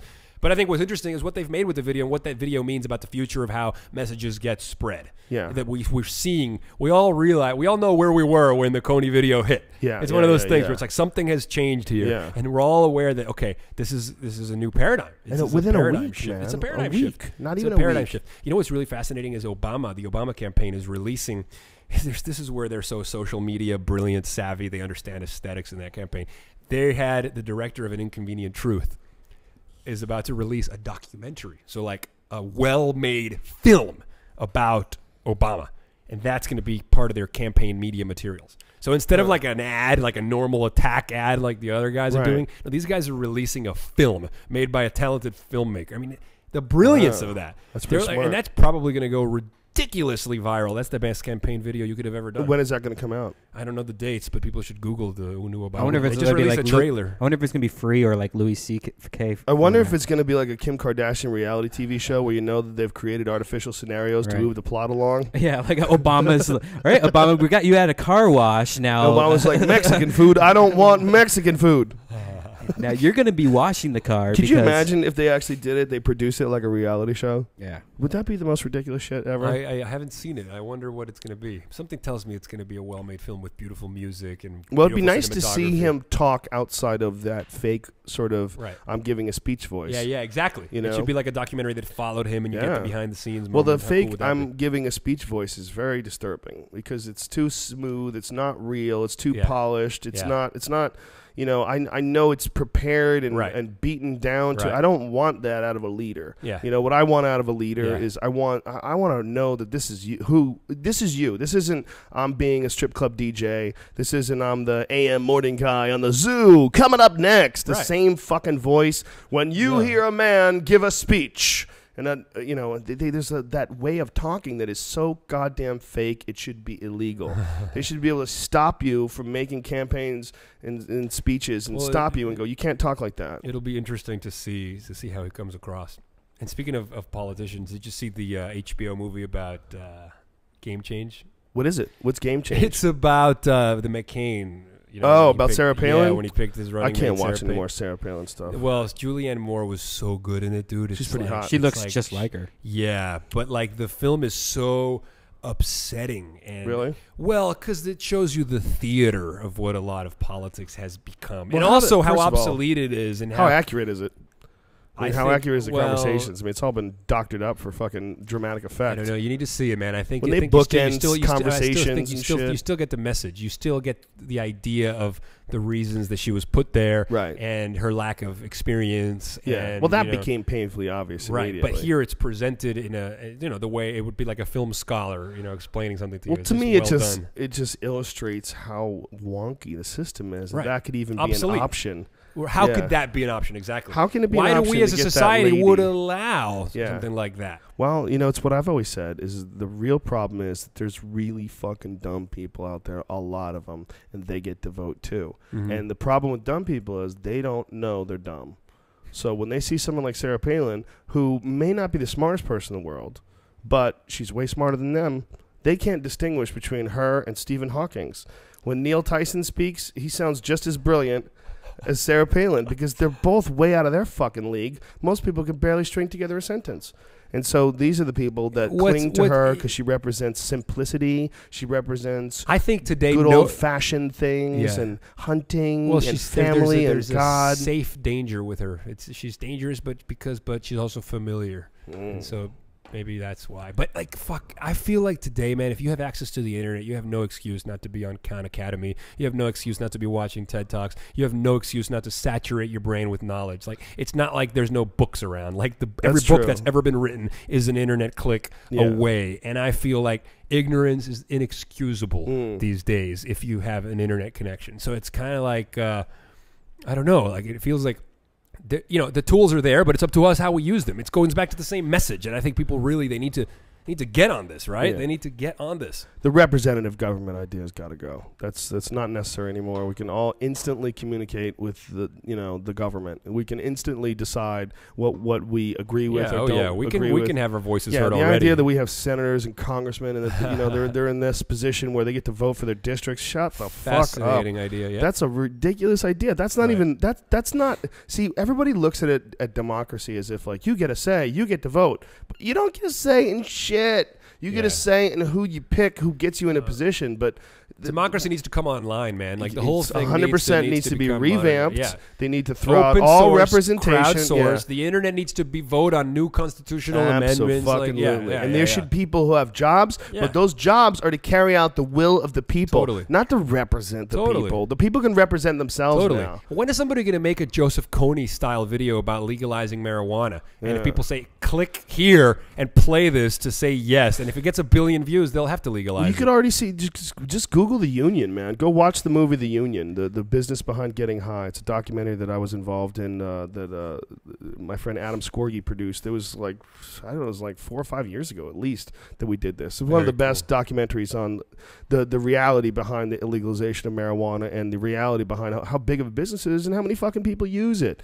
Dude, but I have I have members in my family that benefit from its medicinal use, and they benefit immensely. It's been like a miracle for my aunt. Well, it's one of those plants, one of those substances, one of those elements of our culture and society that if you were looking at life as a work of fiction, if life was a movie and there was some plant in the movie that was incredibly beneficial, not just to the culture, not just to instilling a sense of camaraderie in people, not just for making you inquisitive, making a turbocharger for your imagination, making sex feel better, not just all of these things, but then it creates a superior fiber that you can make clothes out of that's way more durable than cotton. It makes a much more superior paper, and you could put it in an area and it can, in 4 months, it can be ready to process, whereas it takes fucking years to grow trees in the same area. Plus, it outproduces the trees in the same acreage by something like 4 to 1. I mean, it's amazing. It has the amino acids that you can live off of. You can use it to make fuel. You can make hemp oil. I mean, it becomes preposterous. But imagine a video that's slickly produced like the Kony video that gets 1 billion views. Well, let's do it. Let's do it. You and me, dude. 10 minutes. Let's do it. Did you hear about the new specialty? We'll pump it up on Twitter. Did you hear about what? A new bill in California, a DUI bill, that they're going to make it zero tolerance DUI if you have any weed in your system or any marijuana. And marijuana usually stays in your system days. 6 weeks. How could they do that? That's like saying punishing you for being drunk 2 days ago. So it would pretty much make anyone that smokes weed. Well, that's silly. They'd have to. They can't have to get a urine test from you. They wouldn't. You wouldn't be able to blow. That's what they would be allowed to do if they pulled you over. Oh, that's so ridiculous. That's the real problem with that is the science is not the same. The marijuana does not treat people or it doesn't affect people the same way that alcohol does. Period. I'm not saying you should go out and get high and drive around, but I'm saying some people can drive high and they're fine, and that is a fact. And you might not want to address it because it seems like it's a taboo subject, and people want to dance around it. It is not getting drunk. Getting drunk is something that really severely impairs your ability to operate machines, your ability to walk, your coordination. They're very different things. Very, very, very different. Personally, and it's not a good idea to be in any altered state of consciousness while you're responsible for other people's lives. That's why we get the lives. Self-driving cars. Yeah. That's why the Google self-driving cars are so perfectly. So you can be baked as fuck in your Google car. Your Google car could be Cheech and Chong to the max. Yes. Just completely completely filled with smoke. So they sure. open up those side gull wing doors. Why not? Google and everybody gets a self-driving contact cars. high. Yes, and it'll be the self-driving car. It's perfectly safe. The computer doesn't get high. Dude, you're a Google fanboy a little bit, right? I'm kind of a fan of anybody who's pushing the boundaries of the possible, dude. Of course. Yes. I'm a Google fanboy. Yes. I'm Lycos all the way. Whoa, bro. I'm Netflix. People who have the courage to dream. Zero. What was the other one? Netscape. No, goddamn it. Netscape. That's It's a it. browser. Yeah. Remember Netscape? Yeah. The Netscape search? Did You they should do have an Netscape internet search. search? Yeah, there was like a search part of it. I think. Does that make sense? I thought it was always a browser. I didn't know they had. Well, there was. What were the earliest search engines before Google? There was. That wasn't the first. there was. No, I always the used search web crawler. engines. Web crawler. Alta Web crawlers. Vista. I remember Alta I remember Vista. Alta Vista. Hotbot. Hotbot. I don't remember. Lycos. I remember Lycos. MSN. So how did those go away? And how did Google just storm the beach? They and just take over? out-innovated, man. Is that what it is? Out-innovated is like natural selection. It's like winning. Because It's like winning the game. Microsoft is trying so hard with this whole Bing thing. First of all, why Yeah. Bing? What does that mean? What are you saying? What's Google? I don't know. Bing. You know, It's why not would you bad. call it It's Bing? probably the second best one. It's pretty good, but why Bing? Why are you calling it Bing? Why is it Google? Why is Google? Because a Google's a number, dude. It's a very cool number, actually. Oh, I didn't really? know Yeah. that until recently. It's Yeah. like a term for It's like a gigantic. quadrillion. Yeah, it's like a million zeros or some shit. Oh, I didn't Well, know. let's find out what it is. What is a Google here? Because we should inform people. It comes from another term. I don't believe the word is Google. It's an abbreviation of a term. Yeah, Google. It's GOOGOL. Yeah. And It is, holy shit. How many? Oh my God, 100 zeros. It is a Google is the large number 10 to 100. That is the digit 1 followed by 100 zeros. What a great way to make a statement about the depth and breadth of your capabilities by using a number like that. It's kind of beautiful. And how perfect. Yeah, what a exactly. perfect description. It's perfect. For Google, that is Google, man. Yeah. Google voicemail, Google Yeah. fucking maps, Google, Jesus. That's why I'm so excited to speak there. Yeah, what are you going to talk about? I'm going to talk about creativity. I'm going to talk about innovation. I'm going to talk about inspiration and awe. I'm going to talk about using technology to render the impossible into existence, and I'm going to show some of the videos. Actually, my friend, Josh Kaplan, actually, who set this up, is a huge fan of your show. Oh, that's awesome, man. He loves your podcast. and What's he- up, Josh? Yes, he's What- the man. what? And he set up the invite to Google. So Oh, that's thank amazing, you to man. him, man. That's incredible. Google is known as being one of those companies that really treats their employees well. Yeah, That's what I like hear. we got an invite a couple years ago when we were in San Francisco, maybe a year ago or something. Someone from Google emailed me, but I lost it in the shuffle.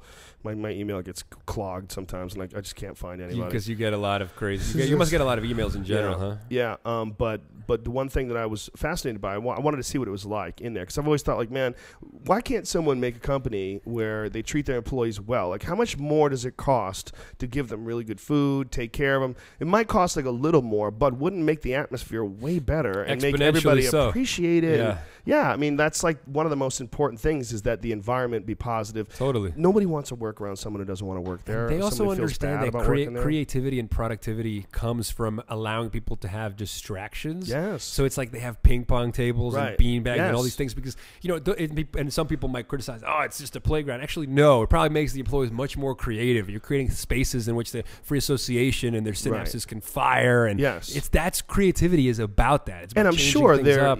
they're judged or at least evaluated based on their productivity. Right. It's not like they're not going to be productive. Exactly. And I got this job. Yeah. Time to just play ping pong all day. Right. They're not the type of people that would do that in the Right. first place. Right. So it becomes a Brilliant. resource rather than a Brilliant. distraction, and Yeah. a distraction as a resource. Yeah. And these are the post-industrial revolution companies. Yeah. And these are the most admired companies in the world. You have Apple, you have Google, and people are looking to these companies as examples of how to run businesses, how to have social impact, how to make legacies, how to not be evil. And they stood out against This is the new SOPA. model against of corporations are going to Yeah. be judged upon. So all these new entrepreneurs now coming online, they're getting inspired from these companies. They're like, Right. I want to be the next Google and change the world. It's not I want to make the next Google and be rich. Now It's what- I want to change the world. Now, what happens with like Google Video and stuff? Because I know they came out against SOPA and the Stop Online Piracy Act, and they that all fell apart, and they're trying to come up with like a new strategy, a new act. Well, I think That'll we need to all have a new conversation about content ownership in a world in which everybody has the tools to make mixtapes. So yeah, but in like, an what age about of Google Videos and stuff like that? What if someone has a documentary and that documentary is for sale, but you go to Google Video and there it is, and you can just watch it for free? What is No, because you somebody uploaded it. you do what Radiohead did, which is where they put their album online for free, and they said donate money if you would like to pay for this music. But if you don't, so you think that that's how people who want to sell DVDs should deal with the fact that people are stealing their shit? They're going to have to ask for donations. Well, no, but I think that it's an environment Because a lot of because what happens is everybody's going to be making content for free anyway, and the content for free is going to be just as good as the content you charge for. And I think people will pay because they appreciate your content. But I think it's going to be harder and harder to like impose payment on it. Well, how would someone, like, let's say, for an example, say if there's a documentary on crocodiles, okay, I tell you about it, oh my God, it's crazy, you got to watch this. Now you go to Google Video and you find this documentary on crocodiles. How the fuck are you going to find the production company, the website? Are you going to search it out? Are you going to go Google the name of it? And then, so you're saying you would just watch it on the website? You watch it on YouTube. Yeah, I mean, if you really wanted to, well, if they had it set up where you could, where you could donate if you would like on their website. I mean, well, no, they can do a YouTube channel that's supported by ads. And if lots of people watch the movie, they'll get money from the ads that they have on their page. And then in the description, they can say, we're putting this movie online for free because we want to share the ideas, but we're asking for donations of $5 a view. And I'm sure that a lot of people would give it. A lot of people would. A lot of people wouldn't as well, though. Do you feel like that is? And then there's the other argument is the people that wouldn't as well. I kind of see their point of view because they would say, listen, I would have never bought this in the first place, so I'm not taking anything away from them. Right. I downloaded it because it was free, because I knew I could watch it, and I didn't like it. So I'm glad they didn't get my money. When you see a bad movie, don't you want to get your money back? Yes. I mean, I can see that argument as well, I mean, it is a weird thing. It is weird. When it's ones and zeros and it's just being distributed through the internet. Yes. It's a weird conversation. Because things only have a price because of scarcity. Right. You charge for something because it's a rare commodity. Well, no, that also things have a price because I mean, like, there's no scarcity in artwork. I mean, you're not when you go to a comedy in your unique club, work is yours unique, so people pay for it because it's only you did something that's unique to you, and if you have an audience, people will pay for that. That's what I'm saying. But I think that increasingly, you're scarcity compensating them for their efforts. I mean, it's not necessarily just paying for scarcity. It's you're compensating someone honestly for their efforts. Because you appreciate the efforts. But I think that it's just the genie's out of the bottle. It's just too difficult for immaterial things to be contained. Do you think that ultimately that's going to lead to sort of a decay in the idea of capitalism, and that and the everything is going to be re-examined? Everything is going to be re-examined. Like when they start getting into like real high-end 3D printers, and that's how you order things. You just order the formula. Transform manufacturing as well, man. Yeah, yes. and then then those people will get scared and lose their jobs, and will have moments of panic, and all of that transition. Will change everything. But you know that like 80% of the jobs that people do today didn't exist 100 years ago. There were jobs that didn't exist. So there will be new things for us to do. It becomes a real problem when people hold on to the idea that they need to keep a job, and because the job is a part of the old way. And that is also one of the reasons why marijuana is still illegal. And there was a recent article that I tweeted, if you find it, just a couple of days ago, or just Google the statement, lobbyists are getting rich off keeping marijuana illegal, because that's what's going on, man. There's lobbyists that are doing this through police unions. There's lobbyists that are doing this, and they're these guys are making a lot of money off keeping marijuana illegal. There's a lot of people that their business, their business is to arrest people for pot. I mean, that's part of the job, and it's part of what keeps people paid. It's part of what keeps a strong police force. But I think that in a country where most of the population at this point wants it to be legalized, there should be no red tape or bureaucracy between the people's will and it being changed. I think most people want it to be legalized. There should be like a like button on Facebook, and if 100 million people click it, it should be legalized tomorrow. And I think that will eventually. That's dynamic democracy. I think this that is where will we need eventually. to get to. But I think one of the issues is, and I think this has to be stopped, is we have to stop treating police officers as glorified revenue collectors, because that's what they are. And I think that's a really disgusting thing, because guess what? Firefighters are in place, and I hope we never have to fucking use them. I hope those guys get to hang out at the firehouse all day and cook and work out and do fucking chin-ups and shit. And I hope no one ever has to work. I hope no one ever has to deal with a fire. I would like the same thing with police officers. It would be great if they never had to take their guns out. There was never anything for them to do. But the issue is they have quotas. They have quotas they have to reach. I had no idea. Oh, fuck yeah. Especially with speeding. I've talked to friends that they are have cops. Quotas? Yes, absolutely. Yeah, they have to make quotas as far as giving out tickets. Well, that really raises a red flag, doesn't it? That's like telling a firefighter that you're only going to get paid if you put out a fire. Look, so they're going to be imagine- looking to build fires. Imagine what would happen if the entire country decided that for 1 month, which would fuck up the entire system, that's all we need is 30 days, everybody in agreement, where nobody ever violates a single law as far as speeding or driving or traffic or stoplights. If we made a viral video for it, we created a campaign. Every cop would get Don't fired. break a law for a month. Every cop would get fired. It would be chaos. Wow. Yeah, it'd be crazy. They would lose all that revenue that they count on. They count on us never evolving. I mean, it's really factored into the budget. Dude, we need massive system upgrades here. Massive system upgrades. Just the idea that you have engineered a system where we can never be good. We can never get through because your cops need to arrest a certain amount of people. Need to pull over a certain amount of people and put out a certain amount of tickets. The state relies on that for revenue. No, we're going to have to radically change. Everything will radically change, but there was a time when, somebody's life was about making saddles for horses, because everybody rode horses. And that person was probably really nervous when the car started to become popular because he couldn't make his horse carriages anymore. Lucky for him, lesbians are still around. They still like horses. I wouldn't say lesbians. I'd say women who used to like men but gave up. Now they like horses. I don't know, man. I live right in the equestrian district, and I see them every day, and some of them are fucking hot. These are like spoiled little girls that date like rich guys that buy the models and shit. Yeah, you gotta fuck those girls hard, man. They ride horses all day. They're used to. They're not impressed by just like regular sex. Riding a giant animal all day, you must feel so feeble. Yeah. You know what I'm saying?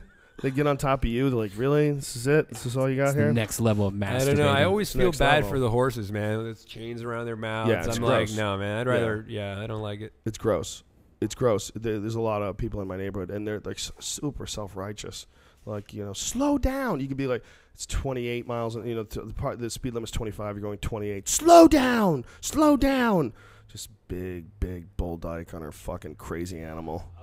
It's a weird thing that you're allowed to just ride around animals in 2012. Someone should come along and you go, really? Just go to a farm somewhere. You can't be just, I don't care if this is an equestrian district. That's ridiculous. It's still Burbank, you crazy fuck.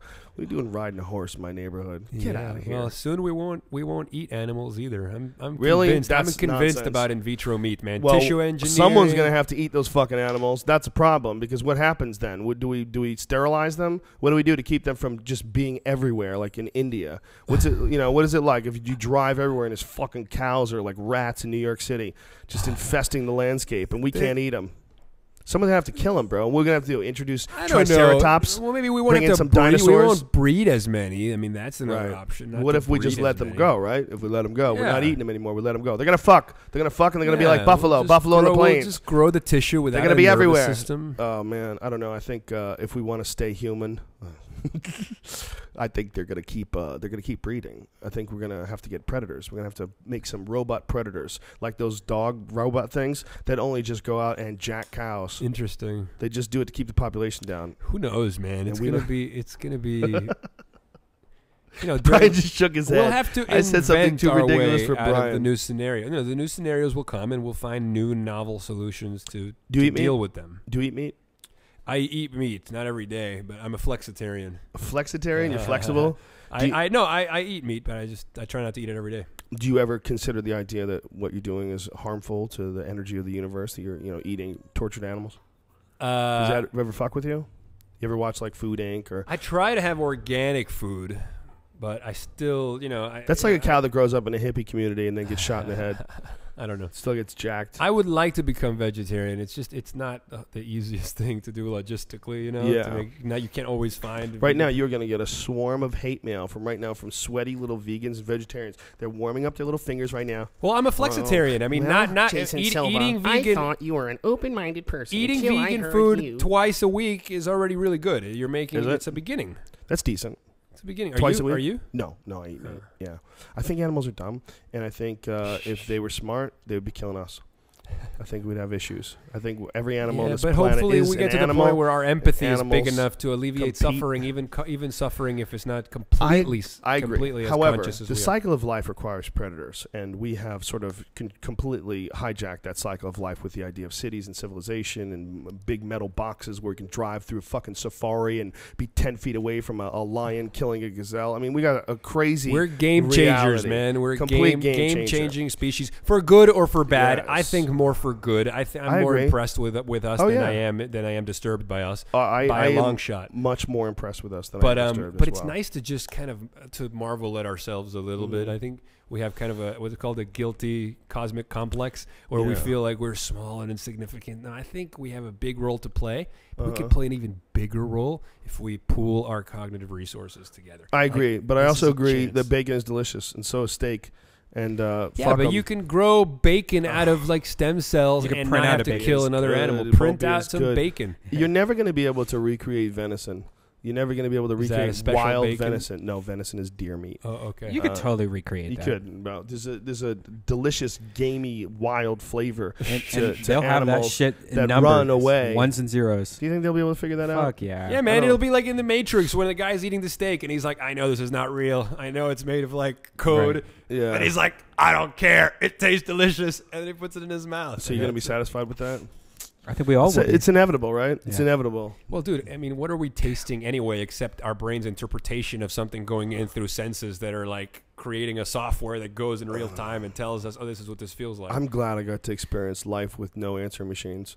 I'm glad I got to experience no cell phones when I was Were growing you? up. So you could see the Glad. contrast? Absolutely. Absolutely. Does it make you 'Cause, appreciate how yeah, wired you are now? I appreciate how wired we are now, but I also appreciate old school stuff. I appreciate a good steak. You know, I like a good steak, hardwood, coals, Stop talking grilled. about food. Hey Yeah, man, hungry? Wanna eat cooking. after Hey this? man, So cooking hungry. with Let's go eat fire. after Cooking with fire was a technology too. Yeah, it is. Yeah. So Yeah, absolutely. yeah, I mean, look, the appendix exists to. It was an organ to break down fibers. We were eating all kinds of crazy shit back There then, you right? go. Wasn't it? I mean, wasn't that what it was? and then we lost its use, and that's Yeah. why a lot of people have to have it removed. Have you ever gotten your genome tested to see what I did percentage Neanderthal you are? 23 and Me, The Oh, Google yeah. thing. Yeah, that's the thing Yeah. we were talking about. Yeah. Yeah.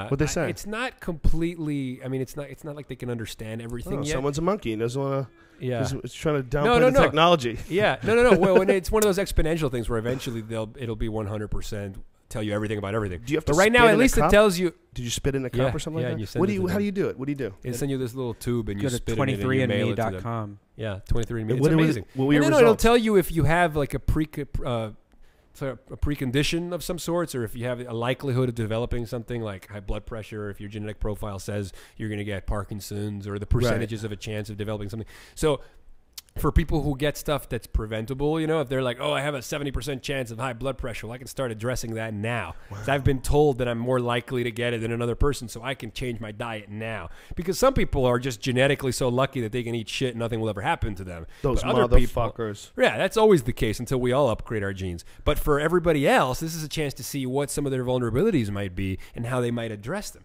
So we start to hack our biology. How cool is this idea?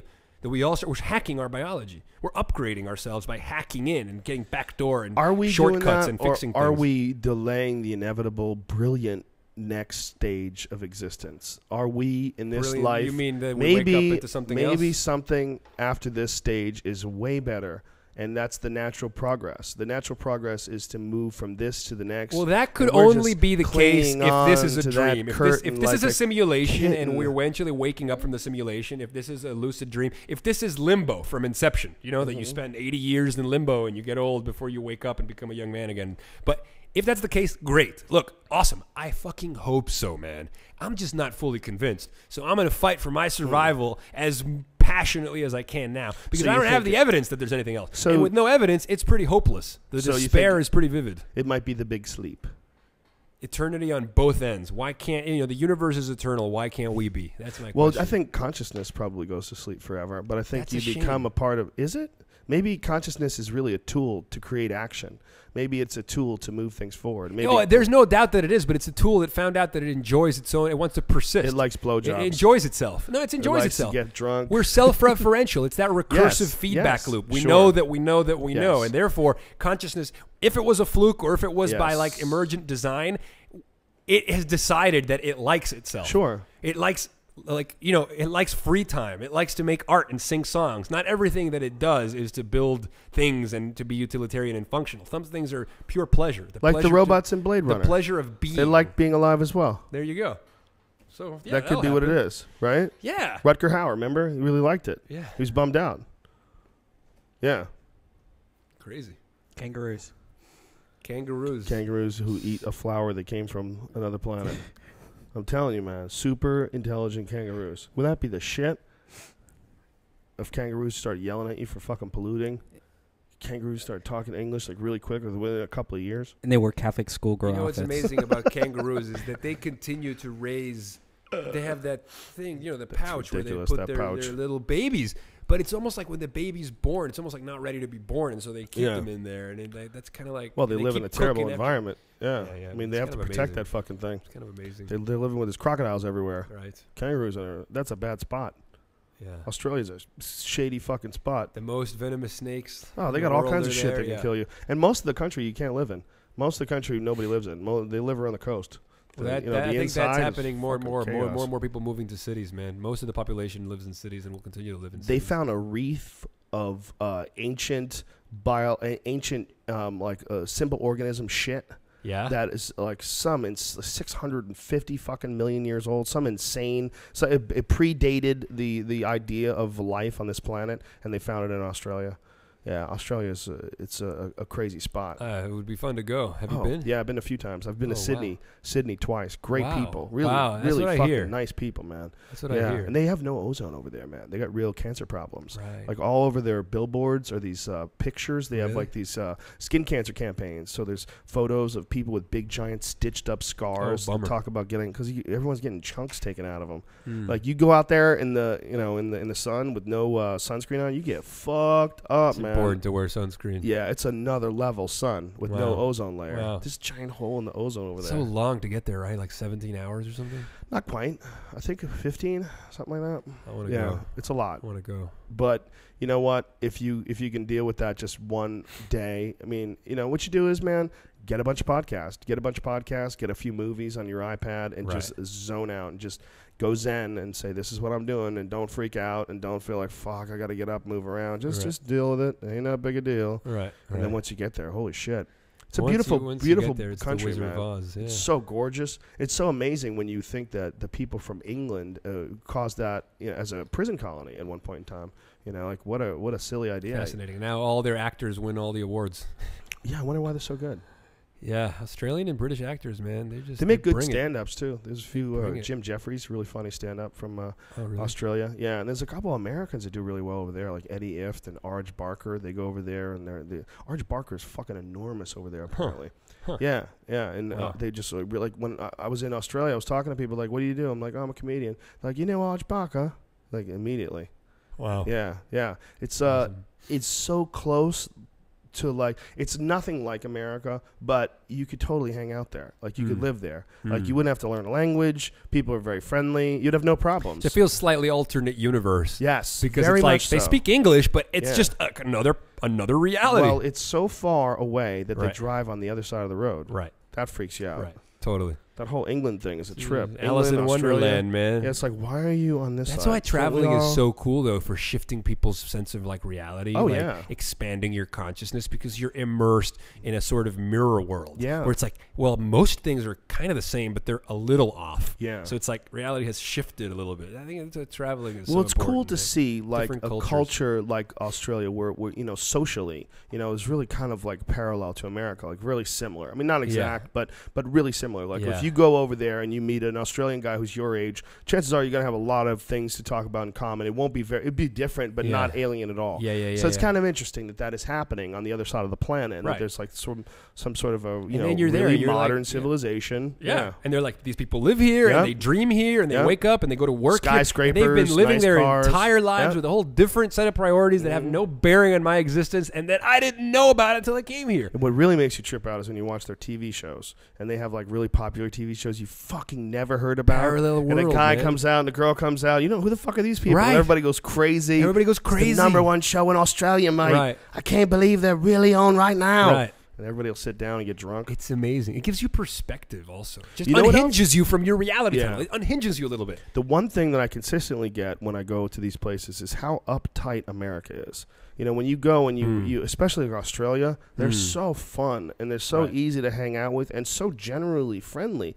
It makes you feel like, what is this? What's responsible for this level of tension in America? Yeah, what is responsible? I don't know. It's not everywhere, by the way. Of course, there's a lot of cool people in America. Don't get me wrong. I get a lot of douchebag, dummy tweets like, "Why don't you fucking go move to Afghanistan if you hate America?" It's not that I hate America, stupid. It's that I love America and I think America should be awesome. I mean, it is awesome, but it should be better than what it is. It's possible for us to improve, and what holds us back is fuckheads like you. That's what holds us back. Yeah, Twitter, we need to people. stop. There should be no reason why the cutting edge should be uptight about things, particularly like social issues. Like, we need to like completely legalize gay marriage everywhere. We need to legalize marijuana Well, you need to debate everywhere. Rick Santorum because he disagrees. Rick Santorum did have a really interesting point, though. I got to admit. I mean, I am always 100% in support of gay marriage. I think you should be able to do whatever the fuck you want to do. It's not. It's not hurting me. It's not a scam, and it's not hurting me. It's not like you're trying to steal money, and it's not hurting me. So I'm completely in support of that. But he had a really interesting point, that Rick Santorum, because he was talking about marriage has always been, for over 1,000 years, been defined as a man and a woman. Now, all of a sudden, you're calling it marriage, but it's a man and a man. Can it be a man and two men? And I was like, oh, shit. Like, he just flipped it on its head. Like, he really did. It was a really good point. Because I was like, well, why can't it be two men? Why can't two men get married to a guy? Why Why not? can't everybody just bang each other? Why not? Why not? Why not? Yeah, but he was, and the women in the audience were saying, no, that's a different scenario. You're talking about a couple that's in love. And she's like, well, no, what if these people are all in love? There's three of them. What if they are? What if, can it be two women and a man? Can it be two men and a woman? And then, he just fucked them up, man. He just fucked them up. There's nothing they could say then. Because, he's really right. Like, first of all, as a personal freedom issue, I feel like you should be able to do whatever you want if it's not hurting me. Well, Clearly, listen, clearly gay marriage is not hurting me. So do whatever the fuck you want. But if you want to call it marriage, like, maybe they should call it, maybe it should be something different. Maybe it's marriage, but it's gay marriage. Oh, we're gay married? No. Like me and my partner are gay married. You wouldn't be able to say regular married. Well, we're triple married. Oh, there's three of you? Yeah. We get to. I mean, what would you call that? If you made that legal, what would you call that? Domestic partnership. Yeah, A domestic they're partnership? all domestic partners. Well, what if they want to call it married? This is my. They wanna Call it share- whatever they want to. No, but and then they get all the benefits of society, and they want to like do tax stuff together and all those things that people want. Why not? Corporations can have like hundreds of employees or thousands of employees. Maybe marriages should be able to as well. So 100,000 people in a marriage. Can So get married. you're down with like They can be mini nation states of Mormon marriedhood. style polygamy. I got a Time magazine. Well, at no. home. That's different because those are getting minors involved, right? gotta- And coercing people and imposing reality tunnels and I got a closing Time- access to other media. Like, it's different. I got a Time magazine at home, and there's a guy on the cover as one of those last holdout old man Mormon dudes who has a gang of wives, and he's so sure how I feel still about that. still rocking it. There's one dude, 9 wives, and he's got 46 children. What Jesus. the fuck? What He the should be thrown in fuck? jail. What the fuck, man? Wow, that's not good. Yeah, that's crazy. Did you know that a lot of those guys? We talked about this before. Who was it? When we brought up this that they went to Mexico, that a lot of Mormons were traveling to Mexico, and they were having problems with the cartels. They established these polygamous communities down in Mexico. Oh wow, And now they're having fascinating. problems with drug cartels. And someone was assassinated recently. Remember that? Wow. I remember who brought it up. Yeah. One of our guests brought it up. And I'm like, Uh-huh. wow, I had no idea that was even going down. Right. They've set up these alternative communities down in Mexico. Yeah. Do you ever think about that? Like, what if somebody just decided to, like, turn Costa Rica into goddamn paradise? Everybody said, They're listen, trying to do the world's all fucked up everywhere else, but here's the deal. We have a limited government. We're going to establish the best schools possible. libertarian the best utopia. social, care possible, Yeah. the best health care, the best Yeah. community centers where we have people who are, They're- set up to take care of stray children and really create a society. They're trying to do it. Where? There's a guy called Patry Friedman who had this thing called the Seasteading Institute, which is an organization and they're backed by like Peter Thiel and everything. Is that the And- giant island? Yeah, to make these artificial man-made islands where we can do practice runs of futuristic versions of governance, and they can be in international waters. But now they're doing something with a Central American nation where the nation has given them a chunk of land to let them set up their own autonomous zone. Where was this? Where is it? In Central America. I don't know if it was Nicaragua or Guatemala or one of those, but they're gonna try it. There's been all these articles about it, and they're gonna test out futuristic, cutting-edge forms of government. See, the only thing I worry about is one of the beautiful things about doing things in America, even though you're under the shadow of the military-industrial complex, is that it's fairly safe. Yes. You know, it's fairly safe here. Yes. Yes. And very much. you know, unless you're, I mean, where are you going to recreate that? Where are you going to recreate that? You're not going to do it in open waters, because if you do it in international waters, what are these Somali pirate dudes? You hear about that shit every day. Yeah. What are you going to do? You got a bunch of peaceniks. There's a lot to fucking think floaty about. spot out there. Yeah. A big concrete floating jungle with what? Paul, the security guard who patrols the perimeter. They shoot Paul in the head. Fucking take over. God damn it, Jason Silva, you got to be ready for war. Yeah, I know. Listen, I mean, I think there's obviously logistical things that have to be addressed, but it's a very ambitious idea to begin with. It's very ambitious. You would have Autonomous. to have guns, a moat. probably You'd would. have to have laser beams, right? Just get that trash pile and live in the middle of it. That's not a bad idea. No one wants to get near that thing. Yeah, you hear people coming too. But then where are you going to get your water from? Your water? What do you Yeah. mean? From the ocean? Desalinization? Of course. It's going to be, is that what they're trying to do? Dean Kamen, who invented a lot of these water purification systems, man, that you can put in like Urine. bacteria, infection, like poison almost into the water, and it comes out like ready to drink. Wow. And they have this new unit that they're going to be taking to like rural parts around the world.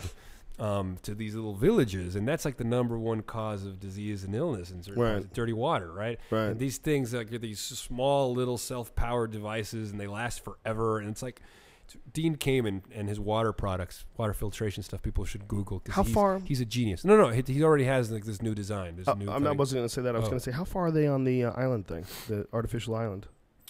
I don't know. I think funding. They need funding to build it. Of course. Who the hell's going to pay for that? Like, bitch, what? Well, the like they just have ideas. techno-philanthropists, How- new it'd internet be- age billionaires that have the resources. It would have to be a lot of money. How much would it cost to build a fake island? I have no idea. Probably a lot of fucking money, man. Probably a lot of money. I was watching a documentary on the Japanese airport that they had created, and that is it's on an artificial island, and an artificial island that they've created, but they're slowly sinking into the sea. So they have this elaborate system of lifts that, as it sinks, they raise it up to keep it level. Wow, it's fucking nuts. I mean, what a marvel of engineering! You know, what engineering. It's just magnificent when you think about it. It's incredible. I love looking at engineering in nature and comparing it to engineering made by man, and you see how there's certain patterns that align. Here we are. We're like, oh, we thought of this, but then it's like, oh, but it matches this pattern that nature came up with too. Yeah. And what you realize is that a good idea is a good idea, whether you came up with it blindly like nature, or whether you came up with it consciously like man. Right. A good idea is a good idea. Right. If it works, it works. That's what's amazing. Have you ever seen when they take a colony of leafcutter ants and they expose their entire underground structure by filling it with cement? Technology, man. Holy they have their own technology. Shit. That's their extended phenotype, man. It's really kind of a fucking disturbing thing to watch, though, because it's kind of ant genocide you're like looking at. I mean, they eventually cemented everybody in there. It is very sad. I mean, I don't really give a fuck about ants, but it's kind of crazy that they're willing to just cement the shit out of their houses just to find out how big the house is. Yeah. If you haven't seen it, folks, just Google it. What is it, Brian? Leafcutter ants? Just pull that video up because it's astounding to look at. Just pull up leafcutter ant colony exposed.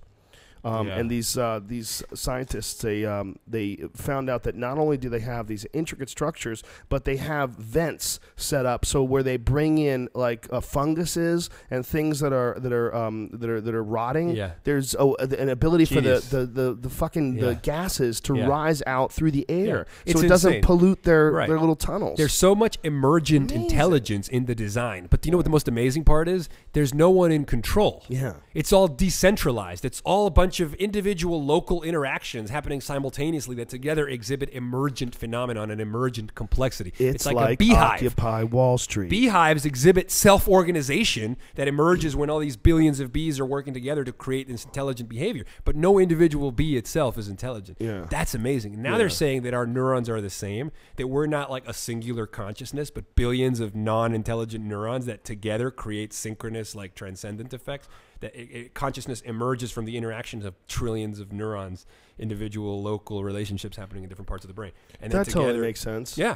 So our brains are like ant colonies. Our neurons are like the ants in the ant colony, and then us is the emergent behavior. It's what comes out. Yeah, I've always said that it's ridiculous to think that human beings can ever be separate, because that's the worst thing they could do to you in prison. Yeah. The worst thing they could do to you in prison is separate you from the general population and put you in solitary. Yeah. Nobody can talk to you. You're just by yourself. And that's crazy for people. Yeah. Well, that's like cutting your arm off. Yes, it's alien to our goal and purpose and our desires on Earth. 100%. Yeah, so it's obvious that we are engineered for a reason, or at least for feedback. Yeah, for interaction. Yes, interaction and feedback. Yeah. Everything is feedback loops, dude. Everything. Yeah. Well, that's why these kind of conversations are so exciting. Yes, exactly. Because you turn my brain into an area that it might not have gone into. Likewise. And then we start expanding in that area. Yeah, there's a book by Matt Ridley called The Rational Optimist, and he coined the word idea sex.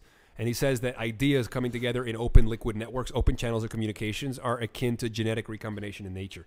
It's genes being in the primordial soup, mixing and completing each other and interacting. And it's all a giant algorithm, this happening right? with ideas. Yeah, ideas are intermingling and having sex with one another, but they're creating more change and at a rate that is unheard of by the gene pool. If we could look at the interactions of human behavior and thought and language, if we could look at all that stuff as like numbers and look at it as like energy and something that could be quantified, instead of looking at it as our own product, and instead of looking at it as something that we have done, if we could just look at it entirely of its own, we would see a completely different picture, wouldn't we? Well, if we take the long view.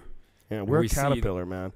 We're a caterpillar about to become a butterfly. That's what we're doing. Dude. We're making some crazy fucking cocoon right now. We don't even know what we're doing. We're just transform everything, man. And we're just buying. And we know it's possible because the caterpillars did it. Yeah. Caterpillars do it. So it exists. It does. It's not beyond the laws of physics for completely have radical self transformation. You fucking blew my mind again, man. Hey guys. You blew everybody's mind again. This podcast. Essentially, I gotta think we should stop it right there.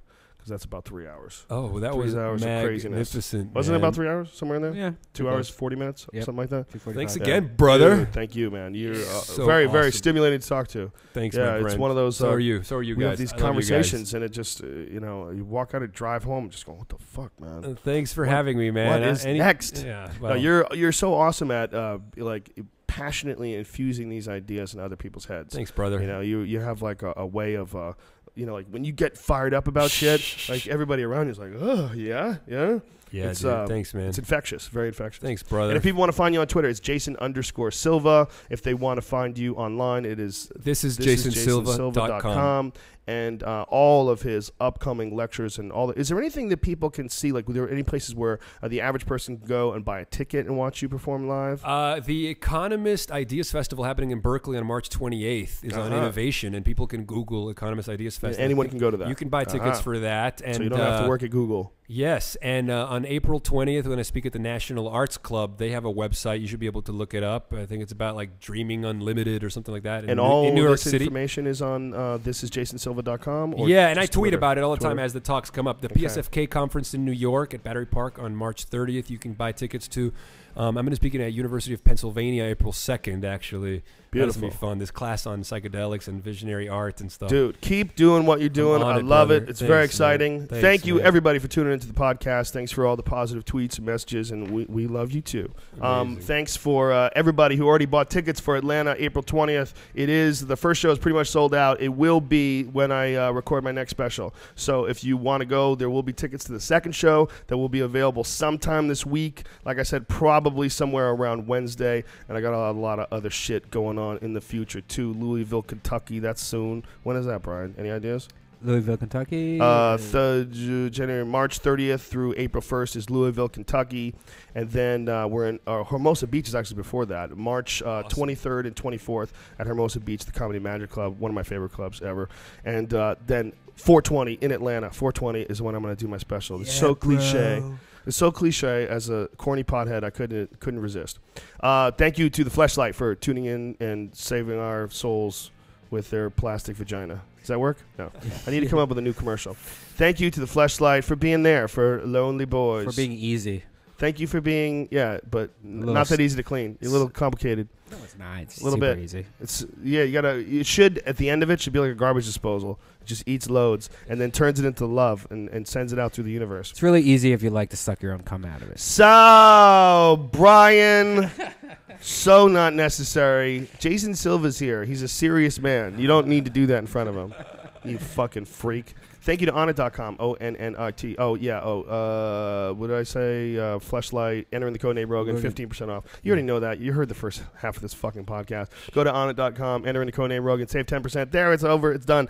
Tomorrow, we have Aubrey Marcus, formerly known as the artist, formerly known as Chris, who's our friend who changed his fucking name. That's how hard he tripped. Wow. He went to Peru and did ayahuasca and changed his fucking name. You know, I have a friend who did that too. My friend Lion. Actually. Yeah, that ayahuasca. Okay, fuck you up, son. Wow. And Aubrey just got back from Costa Rica, where he went through a series of ibogaine experiences. And now his name is Optimus Prime. Yeah, now he's Mr. Manhattan, and we're gonna meet him tomorrow, and he's gonna explain to us what the fuck is really going on with this crazy universe we're living. Everything that has not been covered today will be covered tomorrow, and then on Wednesday we get Matt from Hoarders, is Clutter Cleaner on Twitter, and he's the guy who cleans up the crazy people's houses, and I'm really fascinated by that because I got a bit of a hoarder in me, just a pinch. You do as well. Yeah. So we'll find out what that fucking psychosis is all about. Jason Silva, you are the man, sir. You are the man. Thank you, guys. Thank you, everybody. Namaste. We love you, dirty bitches. Oh, two shows this weekend in Pasadena because I'm gearing up for my special freaks. So this Friday and Saturday, Friday night, when are we doing it? Friday 9 o'clock, Saturday 10:30, icehousecomedy.com. Yes, and it's the Annex. It's a small room. It always sells out in advance. So if you want to get on the shit, icehousecomedy.com. Is that it? Yeah, one Friday at 9 o'clock. 9 o'clock 9 o'clock Friday, 10:30 on Saturday. That's it. It's over. Nice. God bless America. Jihad.